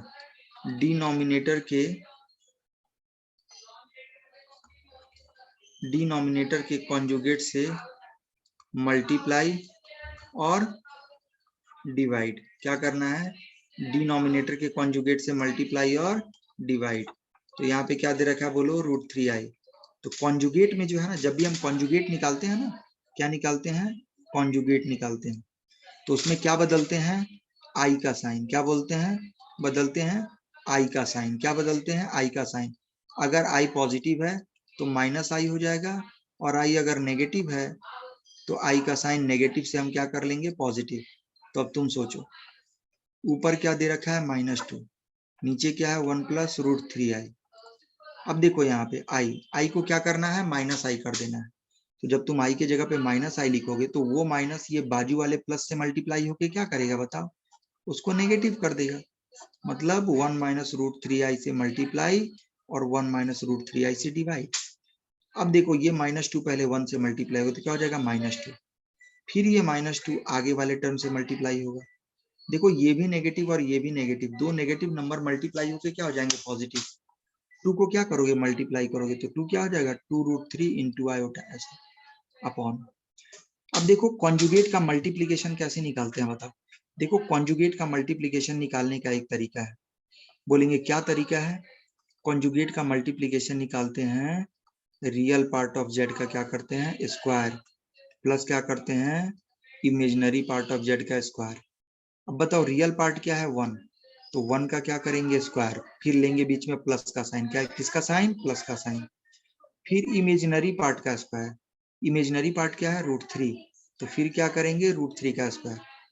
कोई बच्चा बोलेगा कि सर -√3 नहीं लेंगे क्या। बेटा एक बात बताओ, तुम -√3 लोगे तो -√3 का स्क्वायर भी तो पॉजिटिव होगा। पॉजिटिव का पावर इवन, अगर पॉजिटिव का पावर तुम इवन लोगे या फिर नेगेटिव का पावर इवन लोगे तो आंसर दोनों भी केस में क्या होगा, पॉजिटिव, है ना। ऊपर क्या है, -2, इधर क्या है, +2√3 आयोटा। अब गौर से देखो 1 का स्क्वायर कितना हो गया, 1, √3 का स्क्वायर कितना हो गया, 3, तो 3 + 1 कितना हो गया, 4। तो ऊपर क्या है, -2 + √3 आयोटा, नीचे क्या आ गया, 4। 4 को दोनों तरफ स्प्लिट कर लो, -2/4 प्लस 2√3/4 ऐसे करके लिखो पहले। अब तुम एक बात बताओ, इसको कैंसिल करो, ये क्या हो जाएगा, -r, ये क्या हो जाएगा, √3/2 × r। ये किसकी वैल्यू है, जेड की वैल्यू। किसकी वैल्यू है बोलो, जेड की वैल्यू। किसकी वैल्यू आ गई, जेड की वैल्यू। अब तुमसे अगर कोई पूछे कि पॉइंट क्या होगा, तो पॉइंट कैसे लिखते हैं बताओ, पॉइंट कैसे लिखते हैं। पॉइंट में जेड की जो रियल पार्ट है वो पहले लिखते हैं और फिर कॉमा डालते हैं, फिर जो जेड की इमेजिनरी पार्ट है वो लिखते हैं। तो बताओ इस जेड की रियल पार्ट क्या है, -r, तो तुमको तो हमेशा साइन के साथ लिखना है, तो तुम क्या लिखोगे, -r, फिर लोगे कॉमा, और फिर क्या पकड़ोगे, इमेजिनरी पार्ट। अब इमेजिनरी पार्ट क्या है, +√3/2। क्या है बोलो, +√3/2। क्या है बोलो, +√3/2। तो तुमने +√3 ले लिया। अब सोचो ये जो पहला है वो x कोऑर्डिनेट है, तो x कोऑर्डिनेट क्या हो गया, नेगेटिव, और y कोऑर्डिनेट क्या हो गया, पॉजिटिव। तो बताओ पॉइंट किस क्वाड्रेंट में लाई करेगा बोलो। x अगर नेगेटिव है और y पॉजिटिव है तो बोलो पॉइंट किस क्वाड्रेंट में लाई करेगा। हाँ, तो आपको बोलोगे point lies in second quadrant. ठीक है, पॉइंट किस क्वाड्रेंट में लाई करेगा? Second quadrant. अब चलो सेकंड क्वाड्रेंट में, अब थोड़ा ध्यान दो। चलो मैं इस चीज को थोड़ा सा यहाँ से मिटा देता हूँ, ऐसे करके मिटा देता मैं, ठीक है, थोड़ा सा इरेज कर देता हूँ।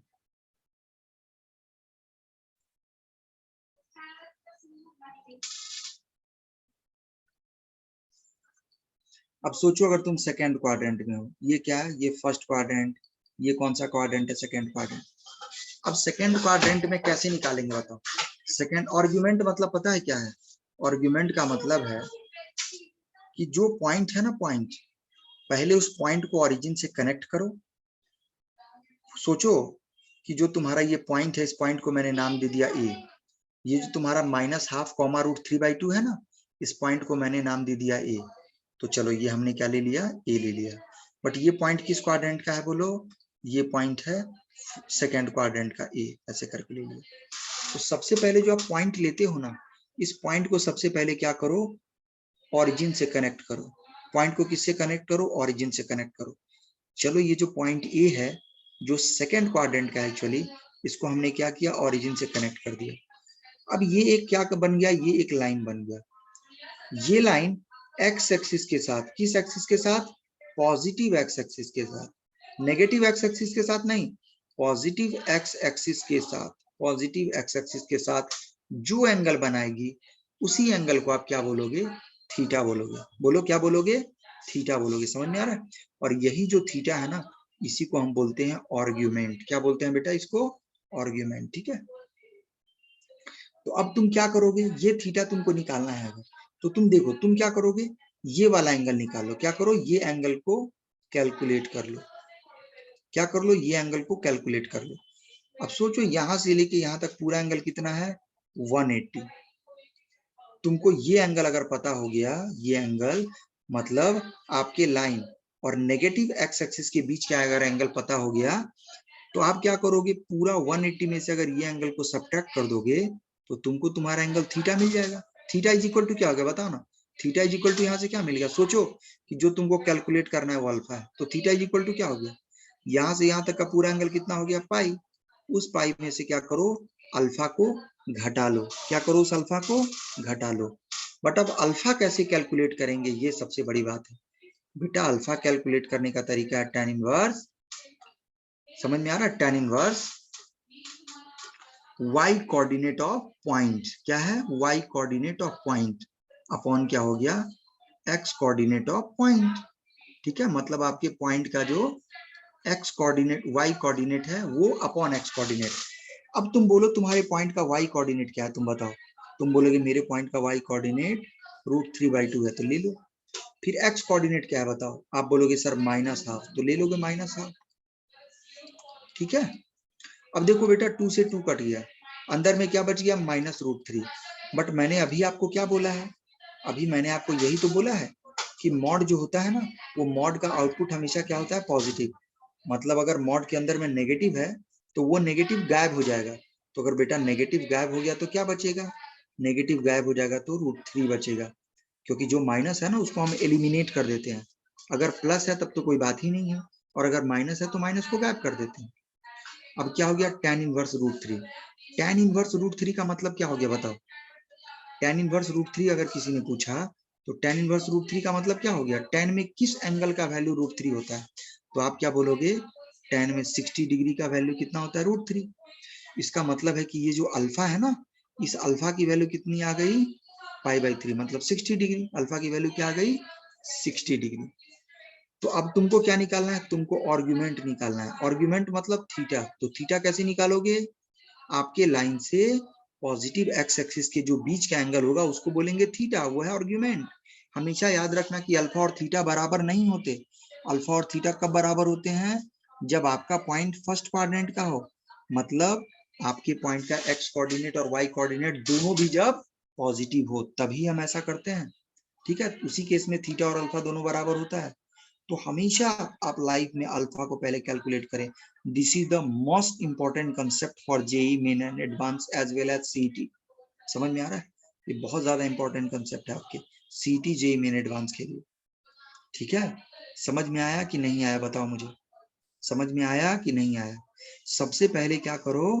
कि जेड को ए प्लस आई बी में कन्वर्ट करो, फिर उससे पॉइंट निकालो, फिर क्या करो अल्फा निकालो, अल्फा का ये फॉर्मूला यूज करो, फिर क्या करो कि देखो कि आपका पॉइंट किस क्वाड्रेंट में है। ठीक है, पॉइंट आपका किस क्वाड्रेंट में, ठीक है। तो अब अल्फा अगर पाई बाई 3 हो गया तो इसका मतलब थीटा क्या हो गया, theta is equal to pi minus alpha, मतलब पाई माइनस पाई बाई 3। तो आंसर कितना हो गया 2 पाई बाई 3। कितने बच्चों का ये आंसर आया था बताइए मुझे।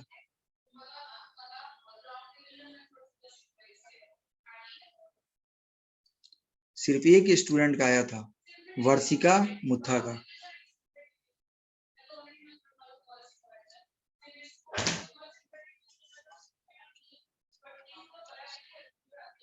नहीं, सीटी के लिए इतना नहीं करना पड़ेगा, आपका बेसिक कंसेप्ट क्लियर है या नहीं है, इस चीज के लिए मैंने आपको इतने डिटेल में समझाया, ताकि आपको कल हो के कोई परेशानी ना हो। ठीक है, अब चलो एक और क्वेश्चन को पकड़ते हैं। अब तुम सोचो, मैंने तुमसे पूछा कि आपका z इज इक्वल टू क्या दे रखा है,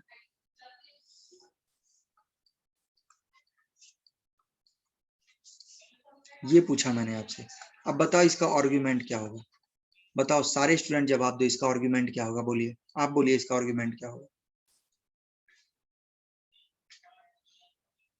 आप सोचिए, मैंने क्या बोला है, सबसे पहले z के करस्पॉन्डिंग पॉइंट को देखो कि पॉइंट कौन सा होगा, फिर सोचो कि वो पॉइंट का x कोऑर्डिनेट और y कोऑर्डिनेट में क्या है, मतलब दोनों नेगेटिव है, एक नेगेटिव एक पॉजिटिव है, कैसा है। पहले पॉइंट को लोकेट करो, पॉइंट को लोकेट करने के बाद फिर क्या करो आप, थीटा निकालो। समझ में आ रहा, मतलब आर्गुमेंट निकालो। बताओ आंसर बताओ इसका क्या होगा।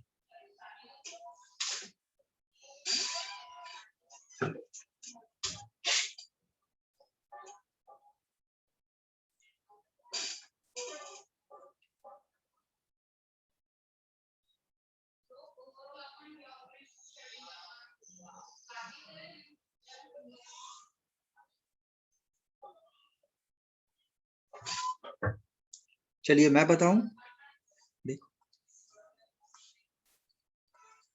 सबसे पहले z इज इक्वल टू क्या दे रखा है, 1 माइनस रूट 3 आयोटा। ठीक है, तो आप क्या करो, पहले पॉइंट निकालो। क्या निकालो, पॉइंट। पॉइंट क्या होगा बताओ, पहले जो रियल पार्ट है जिसके साथ आई नहीं है उसको पहले लिखो, और जिसके साथ आई है उसको बाद में लिखो। बट आई के साथ में देखो कि आई के साथ में क्या है, आई के साथ में रूट 3 नहीं है, आई के साथ में है माइनस रूट 3। क्या है आई के साथ में, माइनस रूट 3, ऐसा है, तो ये पॉइंट हो गया। अब सोचो कि ये पॉइंट किस क्वाड्रेंट में होगा, बताओ, क्वाड्रेंट फाइंड करो। देखो x पॉजिटिव और y नेगेटिव है, x पॉजिटिव और y नेगेटिव किस क्वाड्रेंट में होता है बताओ आप, फोर्थ क्वाड्रेंट में। चलो तो ये फोर्थ क्वाड्रेंट होगा। चलो इस पॉइंट को मैंने नाम दे दिया ए का, क्या नाम दे दिया, ए। चलो ये पॉइंट ए हो गया। अब ए से क्या करो, इसको ऐसे मिला लो। अब देखो मैंने क्या बोला है कि पॉजिटिव एक्स एक्सिस कौन सा है, ये है, ये क्या है, positive x axis.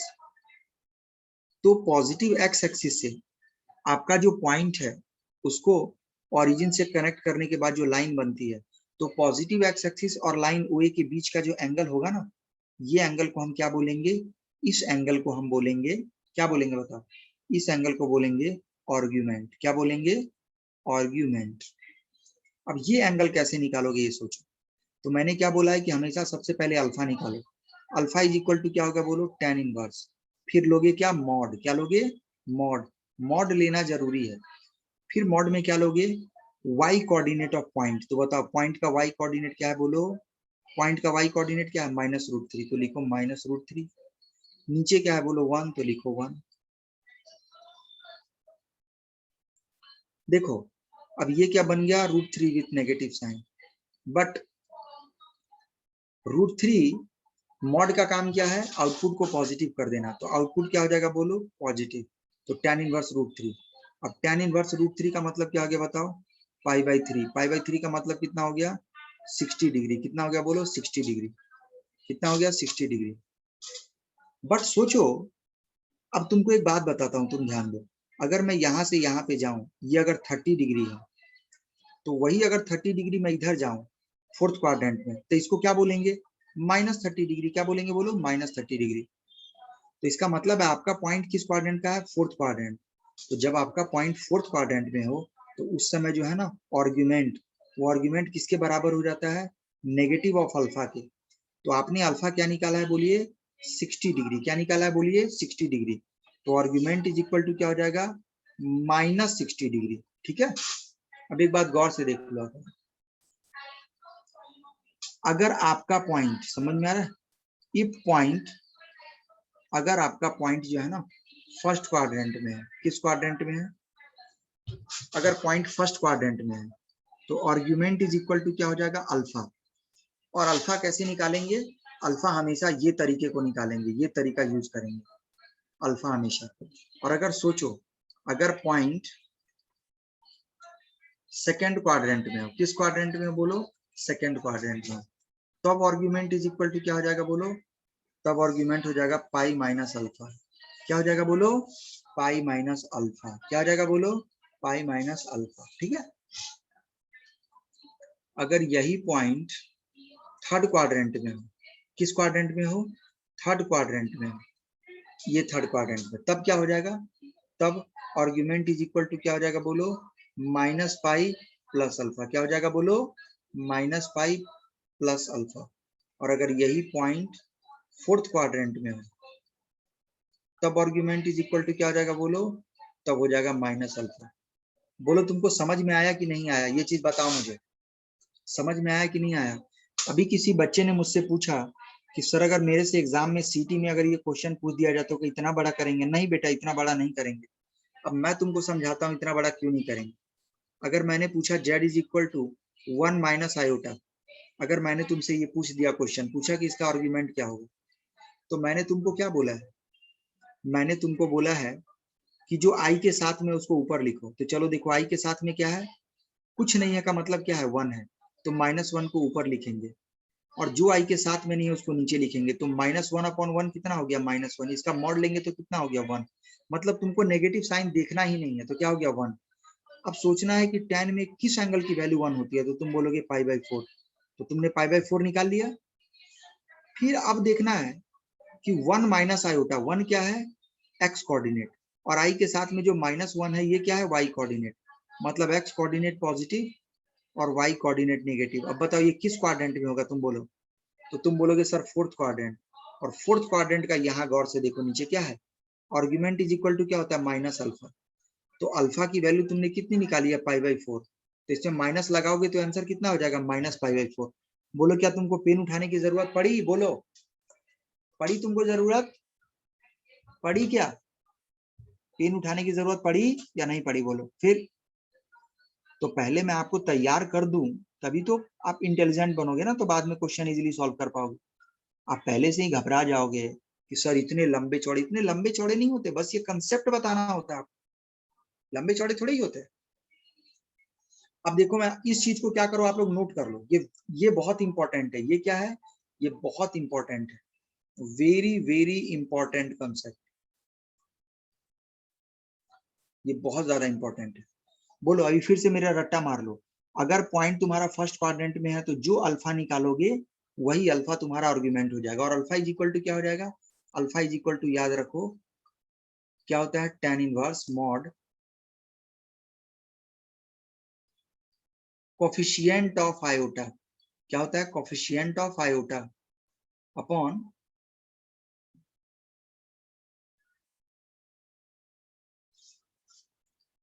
Without, upon क्या होता है, रियल पार्ट ऑफ जेड। ऐसा तुम याद कर लो, या फिर यू बोल लो कि coefficient of iota upon term without iota. समझ में आ रहा है, टर्म विदाउट आयोटा।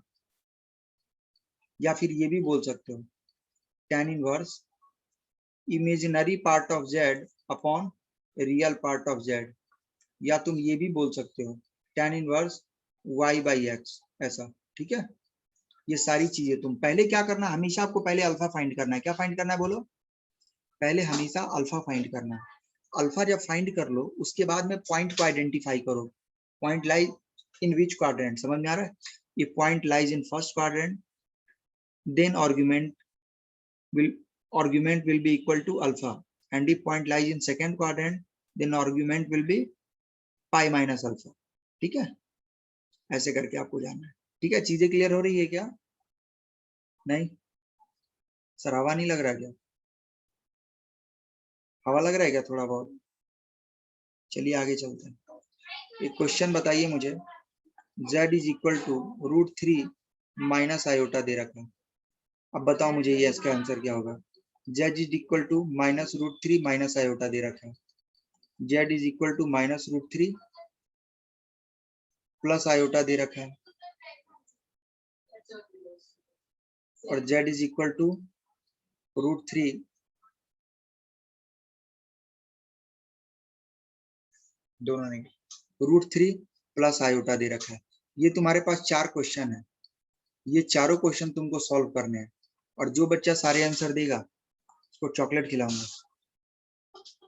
नहीं, minus pi plus alpha, minus pi not pi, minus pi, minus pi, minus pi. अगर पॉइंट थर्ड क्वाड्रेंट में लाई कर रहा है तो माइनस पाई प्लस अल्फा होगा, क्योंकि argument, principal argument is always lies in between, principal argument is always lies in between minus pi to plus pi. ऐसा होता है हमेशा. माइनस पाई मतलब कि यहाँ से स्टार्ट होता है, ऐसे घूमता है और फिर घूमते घूमते घूमते घूमते यहाँ पे ऐसे आ जाता है. ऐसा करके ये ओपन इंटरवल ऐसे घूम घूम के यहाँ पे आके क्लोज इंटरवल ऐसा होता है.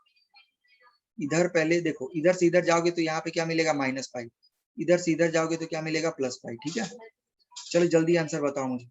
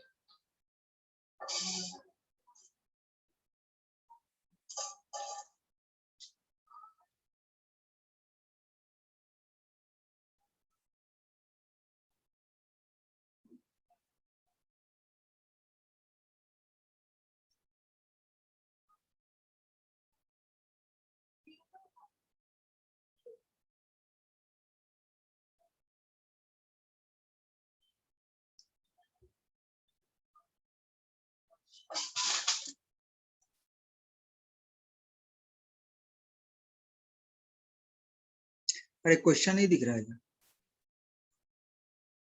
ये क्वेश्चन.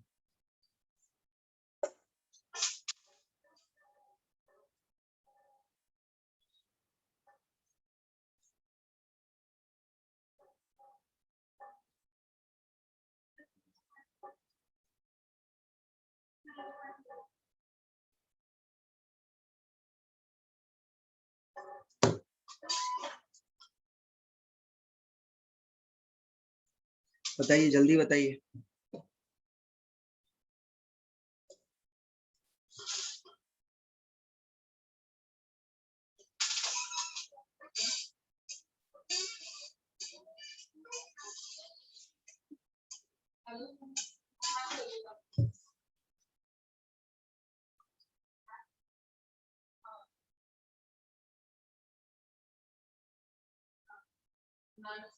अब चलिए बताइए. देखो, सबसे पहले इसके करस्पॉन्डिंग हमेशा सबसे पहले क्या करो, देखो पहले इसके पॉइंट की बात कर लेते हैं. बोलो ये पॉइंट क्या होगा, बोलो. देखो जिसके साथ आई नहीं है, √3 के साथ आई नहीं है, तो पहले क्या होगा, √3 कॉमा. अब यहाँ पे आई के साथ में कुछ नहीं है लेकिन माइनस है, इसका मतलब क्या हो गया, -1. अगर 2 के साथ कुछ नहीं है मतलब 2 के साथ 1 है. 3 के साथ कुछ नहीं मतलब 3 के साथ 1 है. उसी तरह आयोटा के साथ कुछ नहीं है तो 1 है. बट आयोटा के साथ माइनस का साइन लगा हो इसलिए -1. पॉइंट ये हो गया. अब बताओ ये किस क्वाड्रेंट में लाई करेगा, बोलो.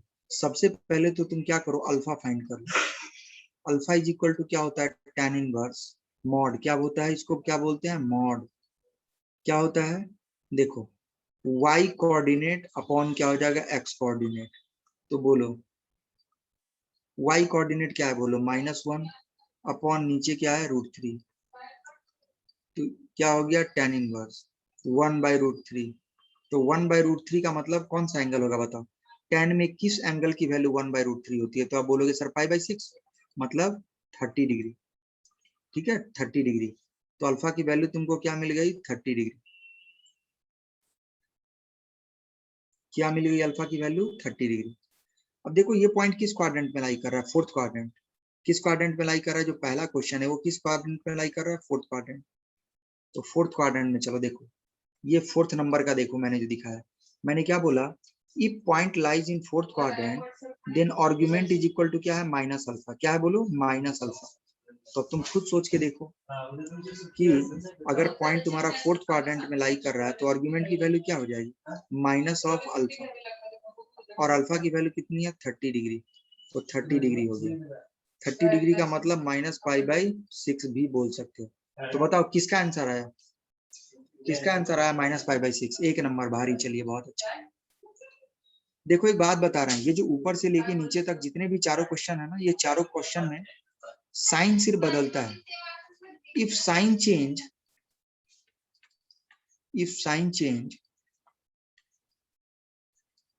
and coefficient and numerical value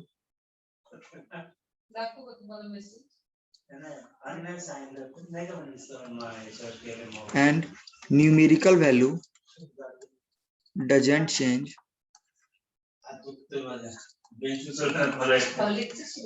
then alpha is equal to क्या हो जाएगा? कांस्टेंट। अब देखो फर्स्ट नंबर के क्वेश्चन में यहाँ पे क्या दे रखा है? √3। सेकंड में भी दे रखा है √3, थर्ड में भी दे रखा है √3, फोर्थ में भी दे रखा है √3।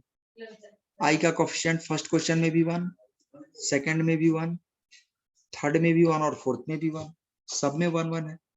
तो इसका मतलब क्या है कि आपकी अल्फा की वैल्यू चेंज नहीं होगी। हाँ थीटा की वैल्यू चेंज होगी बट अल्फा की वैल्यू चेंज नहीं होगी। तो आपने अल्फा एक बार फाइंड कर लिया 30 डिग्री, तो उसको स्टोर करके रख लीजिए। ठीक है और आप चेंज करते रहिए। देखिए सेकंड क्वाड्रेंट में सेकंड नंबर के जो क्वेश्चंस दे रखे हैं, ये बताइए ये किस क्वाड्रेंट में लाई कर रहा है? रियल पार्ट भी नेगेटिव है और इमेजिनरी पार्ट भी नेगेटिव है। इसका मतलब point lies in third quadrant. किस क्वाड्रेंट में लाई कर रहा है बताइए? Third quadrant. और अब भी गौर से देखो मैंने क्या बोला है कि point lies in third quadrant then argument is equal to क्या हो जाएगा? -π + अल्फा। क्या हो जाएगा बोलिए? -π + अल्फा।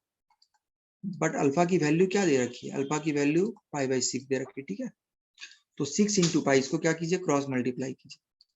तो 6 × -π कितना हो गया? -6π। प्लस की साइन ले लीजिए, यहाँ पे प्लस दे रखा है अपॉन क्या है? 6। अब -6π + π क्या हो गया बताइए? -5π/6। ठीक है चीजें क्लियर हो रही है क्या?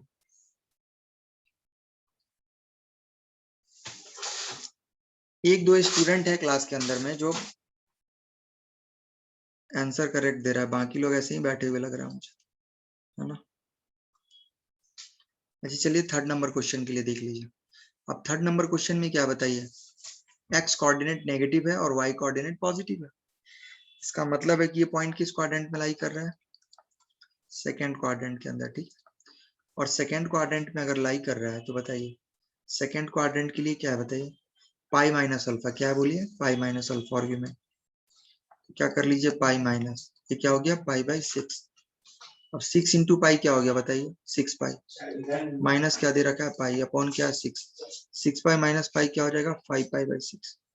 तो सेकंड आंसर क्या हो गया बोलिए? 5π/6। समझ में नहीं आ रहा है? फोर्थ नंबर क्वेश्चन देख लीजिए। फोर्थ नंबर क्वेश्चन में क्या दे रखा है? z = √3 + i। अब देखिए x कोऑर्डिनेट भी पॉजिटिव है और y कोऑर्डिनेट भी पॉजिटिव है। ठीक है दोनों पॉजिटिव है। इसका मतलब इसका जो आर्ग्यूमेंट होगा वो आर्ग्यूमेंट किसके इक्वल होगा बताइए? डायरेक्ट अल्फा के इक्वल। गौर से देखिए ना आप, किसके इक्वल होगा? अल्फा के इक्वल है। ठीक है तो अल्फा के इक्वल हुआ तो फिर आप क्या करोगे बताइए? π/6 आपका आंसर हो गया। देखो फर्स्ट क्वाड्रेंट और फोर्थ क्वाड्रेंट ये दोनों के लिए तो सिर्फ अल्फा की वैल्यू फर्स्ट क्वाड्रेंट में पॉजिटिव होगी और फोर्थ क्वाड्रेंट के लिए वही वैल्यू नेगेटिव हो जाएगी। ठीक है समझ में आ रहा है ना? फर्स्ट क्वाड्रेंट में वही चीज पॉजिटिव होगा और फोर्थ क्वाड्रेंट में वही पॉइंट नेगेटिव हो जाएगा। समझ में आ रहा है? मतलब आर्गुमेंट नेगेटिव हो जाएगा। इससे ज्यादा और कुछ भी नहीं होने वाला, ठीक है? इससे ज्यादा और कुछ भी नहीं होने वाला है। चीजें क्लियर है? कुठले प्रॉब्लम? सेकेंड वन को एक्सप्लेन करूं क्या? देखिए, अगर पॉइंट आपका थर्ड क्वाड्रेंट में लाई कर रहा है, थर्ड क्वाड्रेंट में, तो थर्ड क्वाड्रेंट के लिए सोचो तुम कैसे जाओगे, बताओ। ये देखो, ये है, अगर पॉइंट मुझे ये लाई कर रहा है तो मुझे ये आंसर देना है। सोचो, ये पॉइंट जो है ना ए, वो थर्ड क्वाड्रेंट में है, तो मेरा आर्गुमेंट कैसे निकलेगा? अपना आर्गुमेंट कैसे निकलता है? यहां से लेके यहां तक की, मतलब पॉजिटिव एक्स एक्सिस से लेके और थर्ड क्वाड्रेंट में पॉइंट को आप जो कनेक्ट कर रहे हो ना ओरिजिन के साथ में, वो जो लाइन बन रही है वो लाइन और positive direction of x axis से बनी हुई एंगल, यही आपकी आर्गुमेंट हो गई। अब ये वैल्यू कैसे निकालोगे? या तो दूसरा तरीका है कि सर ये वाली वैल्यू बता दे, बट मैंने अभी अभी आपको बोला कि principal argument is always lies in between -pi to +pi. तो अब सोचो, अगर तुम यहाँ से सेकेंड क्वाड्रेंट को क्रॉस करते हुए अगर तुम पहुंचे थर्ड क्वाड्रेंट तक, तो क्या हो जाएगा आपका आर्गुमेंट? पाई को एक्सीड कर जाएगा ना, और अपना आंसर तो पाई से ज्यादा नहीं होना चाहिए। अब सोचो, यहाँ से लेके यहाँ तक की पूरी वैल्यू अगर मैं इस साइड से लूं तो कितना हो जाएगा? -पाई। और ये वाली वैल्यू अगर मैंने अल्फा निकाली है, तो मेरे को क्या चाहिए? सिर्फ यही वाली एंगल चाहिए। तो हम क्या करेंगे? पहले पूरी एंगल कितनी है? -पाई। उसमें से क्या करेंगे? ये अल्फा, आप चूंकि नेगेटिव है ना, नेगेटिव साइड में मूव कर रहे हो, इसलिए -पाई प्लस अल्फा हो जाए, ठीक है? तो इसलिए वहां पे मैंने वही लिखा है, -पाई प्लस अल्फा। समझ में आया कि नहीं आया, बताओ?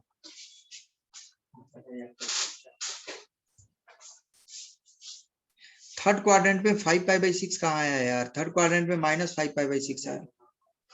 थर्ड क्वाड्रेंट में -5π/6 आया। समझ में आया क्या?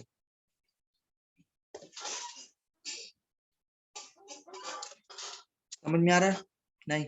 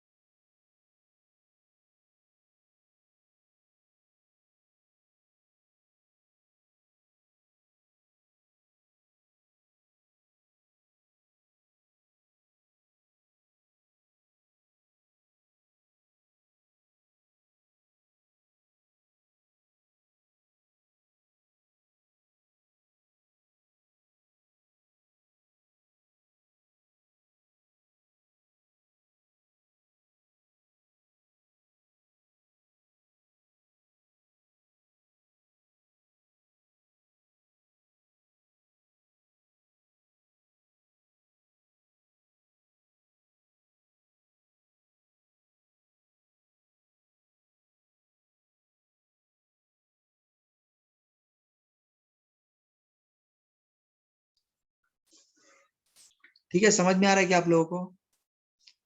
बेटा नहीं समझ में आ रहा तो कोशिश करो समझने की, है ना? नेक्स्ट क्वेश्चन दे रखा है, argument of z is equal to theta है, ठीक है? आर्गुमेंट ऑफ z बार क्या होगी, ये आपसे पूछा जा रहा है। अब थोड़ा दिमाग लगाइए, है ना? थोड़ा दिमाग लगाइए, कैसे होगा? जल्दी से इस क्वेश्चन को सॉल्व करो।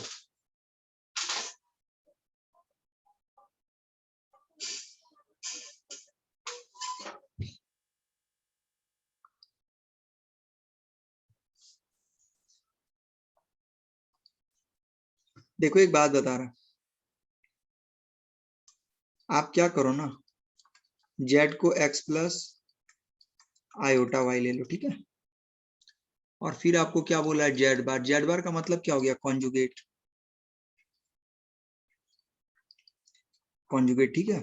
तो कॉन्जुगेट के केस में क्या होता है कि i is replaced by -i, मतलब आयोटा को किससे रिप्लेस कर देते हैं? माइनस आयोटा से, और माइनस आयोटा को किससे रिप्लेस कर देते हैं? प्लस आयोटा से, ठीक है? तो अगर z की वैल्यू x प्लस आई वाई है, तो z बार की वैल्यू क्या आ जाएगी बताइए? इस आयोटा की जगह पे अगर तुम माइनस आयोटा लिखोगे, ठीक है, तो ये देखो, ये प्लस माइनस मल्टीप्लाई होके क्या हो गया? -i into iota. ये क्या हो गया? तुम्हारा z बार। अब तुम सोचो कि जब तुमने z की वैल्यू x प्लस आई वाई ली थी, तो उस समय तुम्हारा पॉइंट क्या रहा होगा? तुम सोच के बताओ। अगर z की वैल्यू x प्लस आई वाई है, तो पॉइंट क्या है? x coordinate comma y coordinate, ऐसा। अभी इस केस में तुमने पॉइंट की वैल्यू क्या लिया बताओ? एक्स कोऑर्डिनेट कॉमा, अब देखो आई का कोफिशिएंट कितना है वाई, बट इस वाई का साइन क्या है नेगेटिव, तो क्या हो गया माइनस वाई। अब तुम खुद सोचो एक्स प्लस आई वाई कहाँ पे होगा, एक्स प्लस आई वाई फर्स्ट क्वाड्रेंट में होगा, किस क्वाड्रेंट में होगा, फर्स्ट क्वाड्रेंट में। और एक्स माइनस वाई वाई कहाँ होगा, देखो एक्स की वैल्यू मैंने 2 ले ली और ये 3 ले ली, तो यहाँ पे क्या हो गया 2 माइनस 3, मतलब दोनों की न्यूमेरिकल वैल्यू तो सेम है, बस फर्क कितना है साइन में। तो ये वैल्यू क्या आ जाएगी बताइए फोर्थ क्वाड में, तो अगर ये थीटा है तो ये कितना होगा बोलो माइनस थीटा। इसका मतलब क्या है कि आर्गुमेंट ऑफ, समझ में आया कि नहीं आया बोलो, समझ में आया नहीं।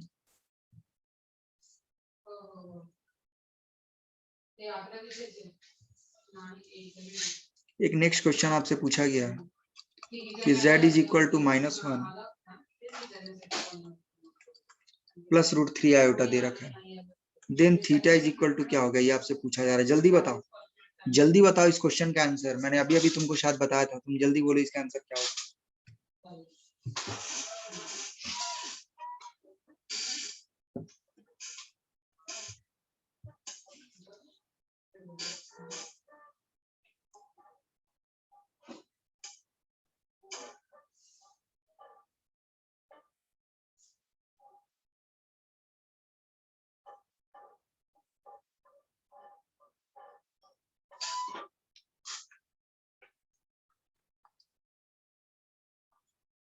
देखो सबसे पहले इसके करस्पॉन्डिंग पॉइंट लो, पॉइंट क्या हो गया बोलो, ये जो z का रियल पार्ट है उसको लो, z का रियल पार्ट मतलब जिसके साथ में आई नहीं है, तो आई -1 के साथ में नहीं है ना,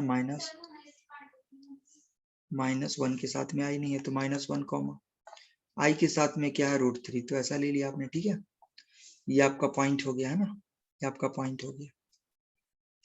अब क्या करो कि जब आपने ये पॉइंट को ले लिया अच्छे से, ठीक है, अब सोचो कि x कोऑर्डिनेट क्या है नेगेटिव और y कोऑर्डिनेट क्या है पॉजिटिव, तो इसका मतलब है कि किस क्वाड्रेंट में अगर पॉइंट हो तो उसका x कोऑर्डिनेट नेगेटिव और y कोऑर्डिनेट पॉजिटिव होगा, तो आप बोलोगे सर सेकंड क्वाड में,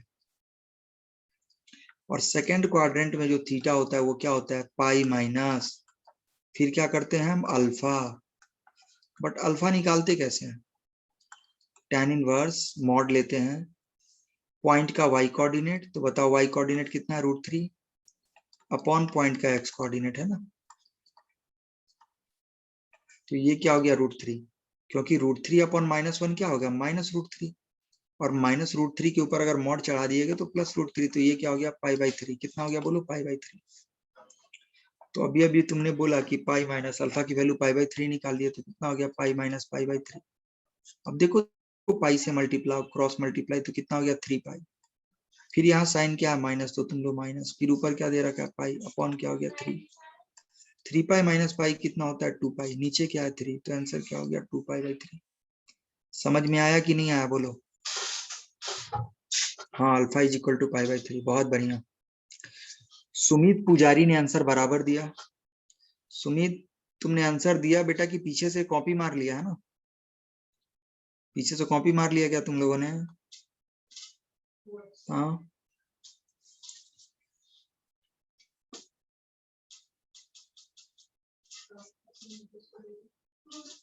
मुझे तो लग रहा है कि तुम लोगों ने कॉपी मार लिया। अच्छा तुम लोग को समझ में आ रहा है कि आज मैंने जितना समझाया सब कुछ समझ में आ गया,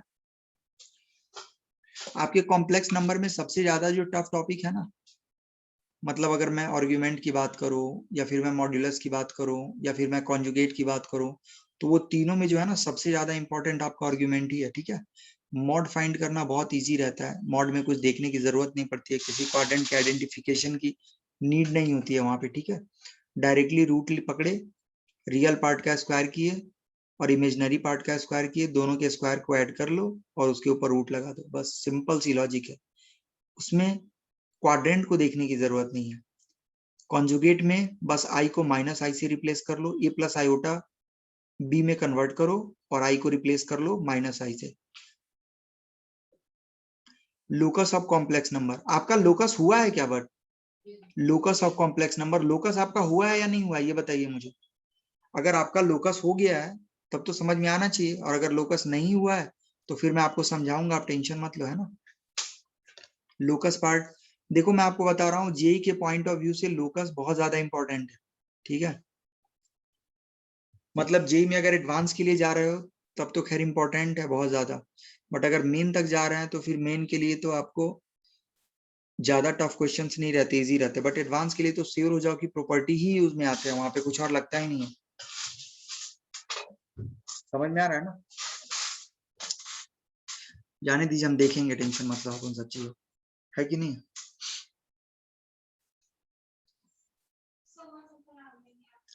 चलिए,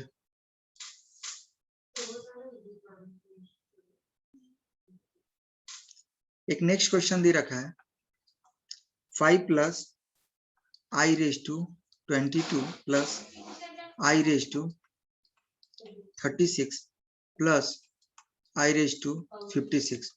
इसका आंसर क्या होगा बताओ मुझे।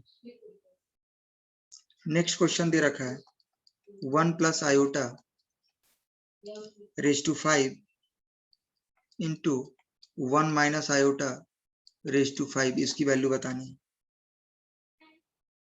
तीसरा क्वेश्चन दे रखा है z is equal to 1 plus root 3 iota mod z बतानी है।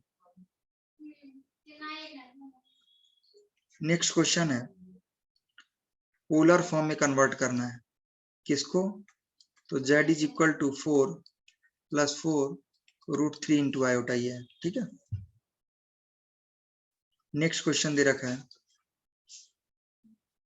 वही 1 plus iota upon 1 minus iota दे रखा है, ठीक है। ये आयोटा है, ऊपर ये भी आयोटा और नीचे ये भी आयोटा।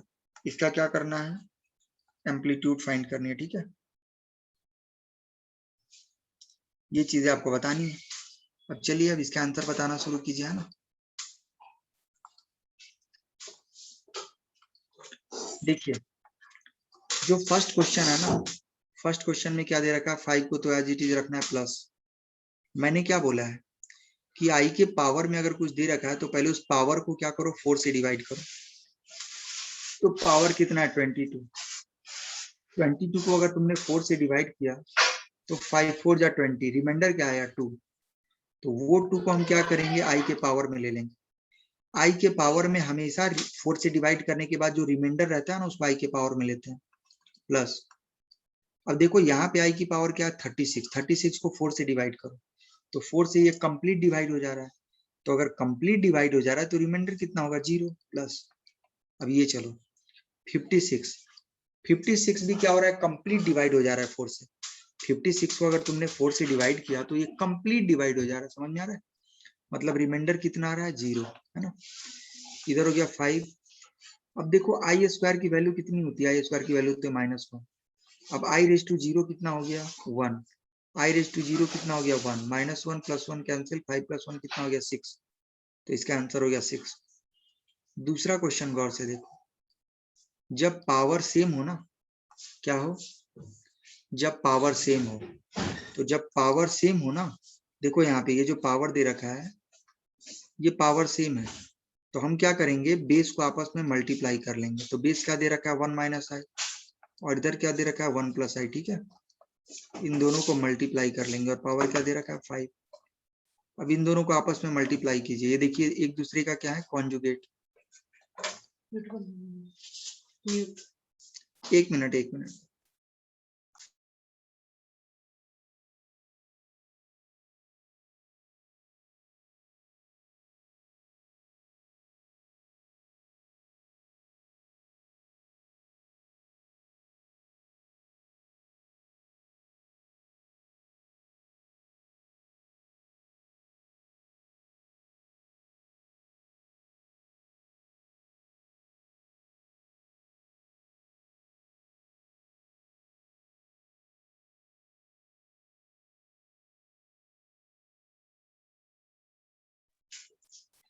ठीक है, समझ में आ रहा है, कॉन्जुगेट को मल्टीप्लाई करो। अब कॉन्जुगेट को मल्टीप्लाई करते हैं तो क्या होता है, रियल पार्ट ऑफ जेड का स्क्वायर करते हैं plus imaginary part of Z का स्क्वायर करते हैं, ठीक है। दोनों का स्क्वायर करते हैं और फिर पावर क्या हो जाएगा बोलो 5। अब रियल पार्ट ऑफ जेड बताओ, ये जो रियल पार्ट ऑफ जेड है ये क्या है 1 है, देखो 1 है। 1 का स्क्वायर प्लस, अब i का कोफिशिएंट कितना है -1 या फिर 1, जो तुमको लेना है ले लो, इमेजिनरी पार्ट ऑफ z का स्क्वायर। 1 का स्क्वायर 1 प्लस -1 का स्क्वायर कितना हो गया, वो भी 1, 2⁵5, तो ये कितना हो गया 2⁵5। ठीक है, क्या हो गया बोलो, 2⁵5। समझ में आ रहा है कि नहीं आ रहा है?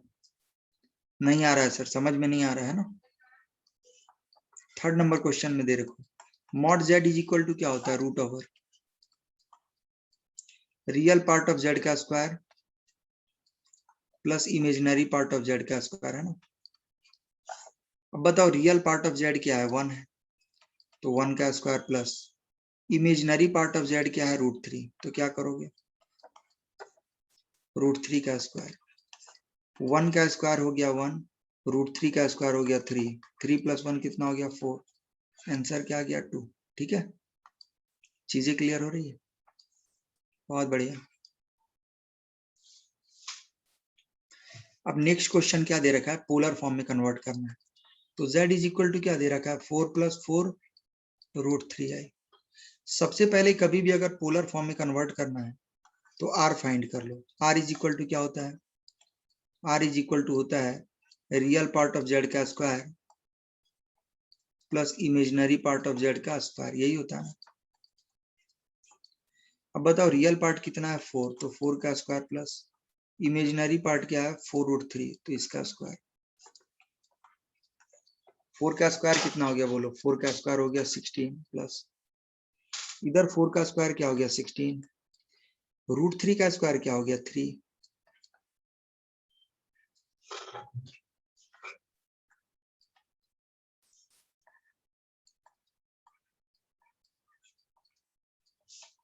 आई की वैल्यू निकल गई। ठीक है, आई की वैल्यू निकल, अब क्या करो, थीटा निकाल लो। अब गौर से देखो, सबसे पहले मैंने क्या बोला है, उसके बाद क्या निकालना है, आर्गुमेंट निकालना है। आर्गुमेंट क्या होता है, आर्गुमेंट, आर्गुमेंट निकालने के लिए सबसे पहले अल्फा निकालो, तो अल्फा इज इक्वल टू क्या होता है, tan इनवर्स y/x। y का मतलब क्या हो गया, i का कोफिशिएंट, i का कोफिशिएंट क्या हो गया 4√3, और जिसके साथ i नहीं है वो क्या है 4, 4 से 4 कट गया, tan√3, tan इनवर्स √3 का मतलब क्या हो गया π/3, 60 डिग्री। बट अब गौर से देखो, ये जो पॉइंट है ना, ये पॉइंट किस क्वाड्रेंट में लाई कर रहा है, फर्स्ट क्वाड्रेंट। किस क्वाड्रेंट में लाई कर रहा है, फर्स्ट क्वाड्रेंट। तो फर्स्ट क्वाड्रेंट में थीटा और अल्फा दोनों बराबर होते हैं। फर्स्ट क्वाड्रेंट में क्या होता है, थीटा और अल्फा दोनों बराबर होता है। इसका मतलब अब जो पोलर फॉर्म होता है ना, पोलर फॉर्म का मतलब क्या होता है, पोलर फॉर्म ऐसे लिखते हैं, सबसे पहले बाहर लिखते हैं r, फिर लिखते हैं cos theta plus i sin theta. अब r मतलब क्या हो गया, r तो आपने पहले निकाल लिया है, r क्या दे रखा है 8, यहाँ पे क्या हो गया cos, ये क्या दे रखा है π/3 प्लस sin π/3, ये क्या हो गया आपका आंसर हो गया। बोलो समझ में आया कि नहीं आया, बताओ। अगर नहीं समझ में आया तो मैं फिर से बताऊंगा, और अगर समझ में आ गया तो फिर टेंशन फ्री रहें आप, है ना। क्या करें, टेंशन फ्री रहें। बोलो समझ में आ रहा है, समझ में आ रहा है क्या, किसी को नहीं समझ में आया तो पूछो, समझ में आ रहा है ना। तुम लोग 11th के हो ना, आप लोग 11th के स्टूडेंट है ना, मतलब 2022 में आप लोग पेपर देंगे, है ना। आप लोग जेई का सीटी का पेपर कब देंगे, आप लोग सीटी के बच्चे हो या जेई के बच्चे हो, या फिर सिर्फ बोर्ड देना है, किनको जेई देना है, जेई देना है क्या, छोटी तेरा दिमाग भी जेई जैसा लग रहा है, वर्षिका तेरा दिमाग भी जेई जैसा लग रहा है, खतरनाक दिमाग का यूज कर रही है तू, एक नंबर भारी। तो किस ब्रांच पे है छोटी, वर्षिका किस ब्रांच पे हो आप, वर्षिका आपका ब्रांच कौन सा है, मतलब केके मार्केट पे हो क्या, केके मार्केट, बढ़िया, ठीक है। आइए आप लोग जो केके मार्केट पे हैं वो कभी मुलाकात कीजिए आके, है ना। कल के लेक्चर में आइए आप लोग, मलिक सॉरी कल के दिन में टाइम मिलता है तो आइए क्लास पे, ठीक है। जो बच्चे जेई के लिए खुद को प्रिपेयर कर रहे हैं, समझ में आ रहा है ना, जो बच्चे जेई के लिए खुद को प्रिपेयर कर रहे हैं वो बच्चे मुझसे एक बार आके मिले कल क्लासरूम में, ठीक है, मतलब केके मार्केट में एक बार आके, कभी भी ऐसा नहीं है कि कल ही, हार्ड एंड फास्ट नहीं है कि कल ही मिलना है, बट एक बार आके मिलो मुझसे, ठीक है। मेरा नाम नरेंद्र कुमार हुआ, ठीक है, मेरा नाम नरेंद्र कुमार हुआ। एक बार अगर आप आके मिलेंगे तो अच्छा रहेगा, मैं आपको बताऊंगा आगे का प्लान कि आपको कैसे पढ़ना चाहिए, ठीक है। मैं तो 11 बजे से लेके शाम के 5 बजे तक रहता हूँ। कल तो हूँ मैं केके मार्केट पे 11 बजे से लेके 5 बजे तक। 11 से 5 के बीच में आप लोग आइए। जो बच्चे जेई के प्रिपरेशन के लिए खुद को प्रिपेयर कर रहा है, और जो बच्चे सीईटी वाले हैं वो भी एक बार मिल लीजिए।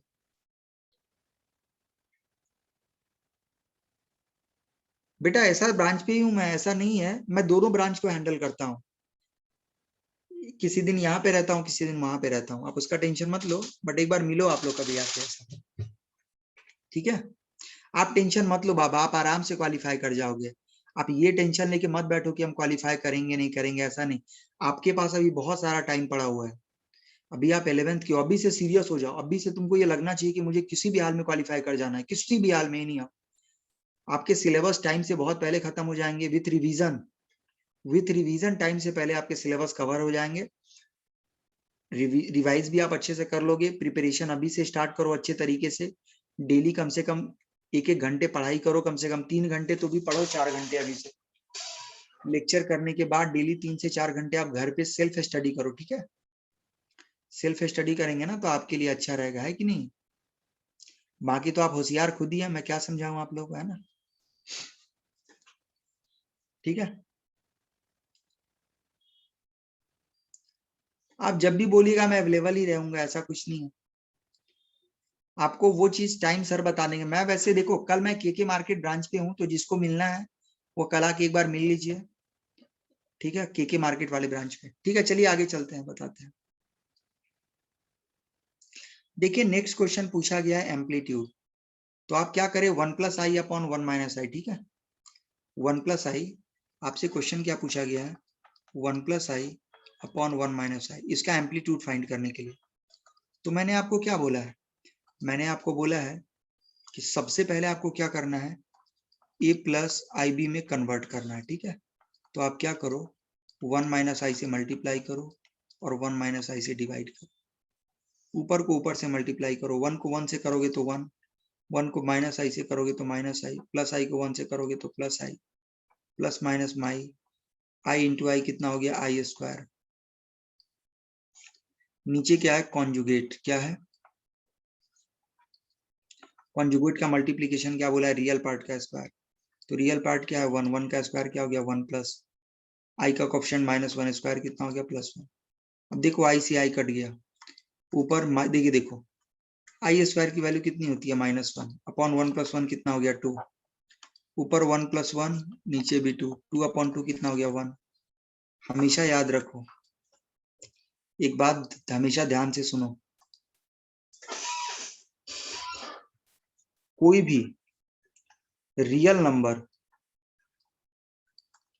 मतलब सिर्फ अगर जेड में जो है ना वो सिर्फ रियल पार्ट अवेलेबल हो, आई एब्सेंट हो, तो या तो उसका क्या हो जाएगा बताइए, सिर्फ रियल पार्ट हो और वो भी पॉजिटिव हो, तो उसका एम्पलीट्यूड हो जाएगा 0।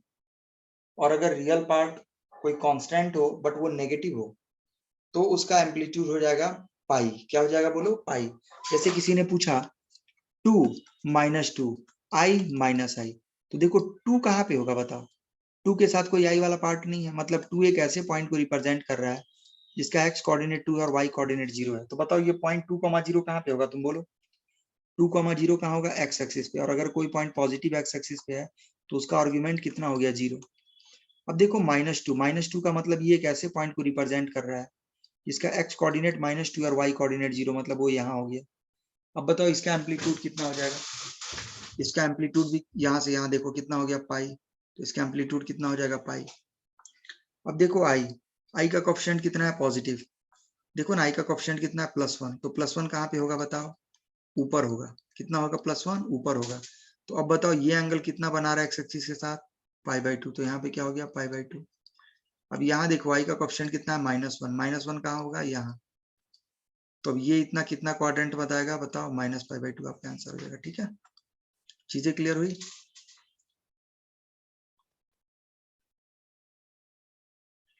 अरे जा जा जा जा जा जा, एक सेकंड एक सेकंड, कॉन्जुगेट आपको लेना है, जा सॉरी, आपको समझाते समझाते में ये क्या हो गया, 1 + i अपॉन क्या हो गया, 1 + i। अरे यार ये देखो, ये 1 का स्क्वायर 1 प्लस 1 इंटू आई कितना हो गया i, प्लस i इंटू 1 कितना हो गया i, और i इंटू आई क्या हो गया i², अपॉन देखो ये कितना हो गया 1 का स्क्वायर 1 + 1, देखो क्या हो गया यार, i प्लस, देखो ना 1 इंटू 1 1 हो गया i और प्लस प्लस प्लस और i², ऐसा, तो 1 + 2i और i² की वैल्यू -1/2, देखो 1 से 1 कैंसिल, 2 से 2 कैंसिल, कितना हो गया आयोटा, और आयोटा का कोफिशिएंट कितना है, पॉजिटिव, मतलब यहाँ पे, तो आंसर क्या हो गया, +π/2, आंसर कितना हो गया, +π/2, सॉरी वो दिख नहीं पाया मुझे, इसका कितना हो गया, +π/2, कितना हो गया बताइए, +π/2, समझ में आ रहा है क्या हो गया आंसर, +π/2, इसका आर्ग्यूमेंट कितना हो गया, बोलो, +π/2। तो याद रखो, कभी भी अगर कोई कांस्टेंट दे रखा है, किसी ने बोला 5 का आर्ग्यूमेंट क्या होगा, तो 5 एक ऐसे पॉइंट को रिप्रेजेंट कर रहा है जिसका x कोऑर्डिनेट 5 और y कोऑर्डिनेट 0 है, मतलब x एक्सिस पे हो, तो x एक्सिस पे हो तो उसका कितना हो गया आर्ग्यूमेंट 0, वही -5 बोला तो -5 यहाँ पे, अब आर्ग्यूमेंट कितना हो गया पाई। अगर किसी ने बोला +5/2 आयोटा, तो देखो आयोटा का कोफिशिएंट कितना है, पॉजिटिव, मतलब कहाँ है, प्लस y एक्सिस, तो अब आर्ग्यूमेंट कितना हो गया π/2, वही किसी ने पूछ दिया -5/2 -5/2 इंटू i, तो अब देखो ये वाली कितनी हो गई, यहाँ नेगेटिव, तो इसका कितना हो गया, -π/2, मतलब आर्ग्यूमेंट। ठीक है, चलिए, मस्त रहिए, तंदुरुस्त रहिए, किसी को कोई डाउट है तो मुझसे पूछो, और अगर डाउट नहीं है तो मैं लेक्चर को यहीं पे रोकता हूँ। बोलिए, किसी को कोई डाउट है तो जल्दी पूछो, पूछो, डाउट है तो जल्दी करो।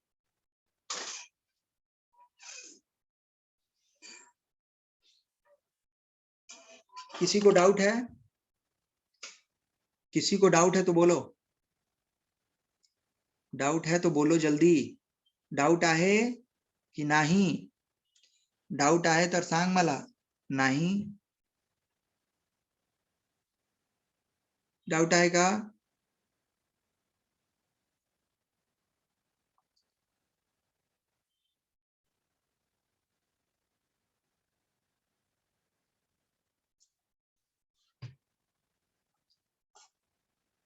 ठीक है, लेक्चर खत्म करता हूँ।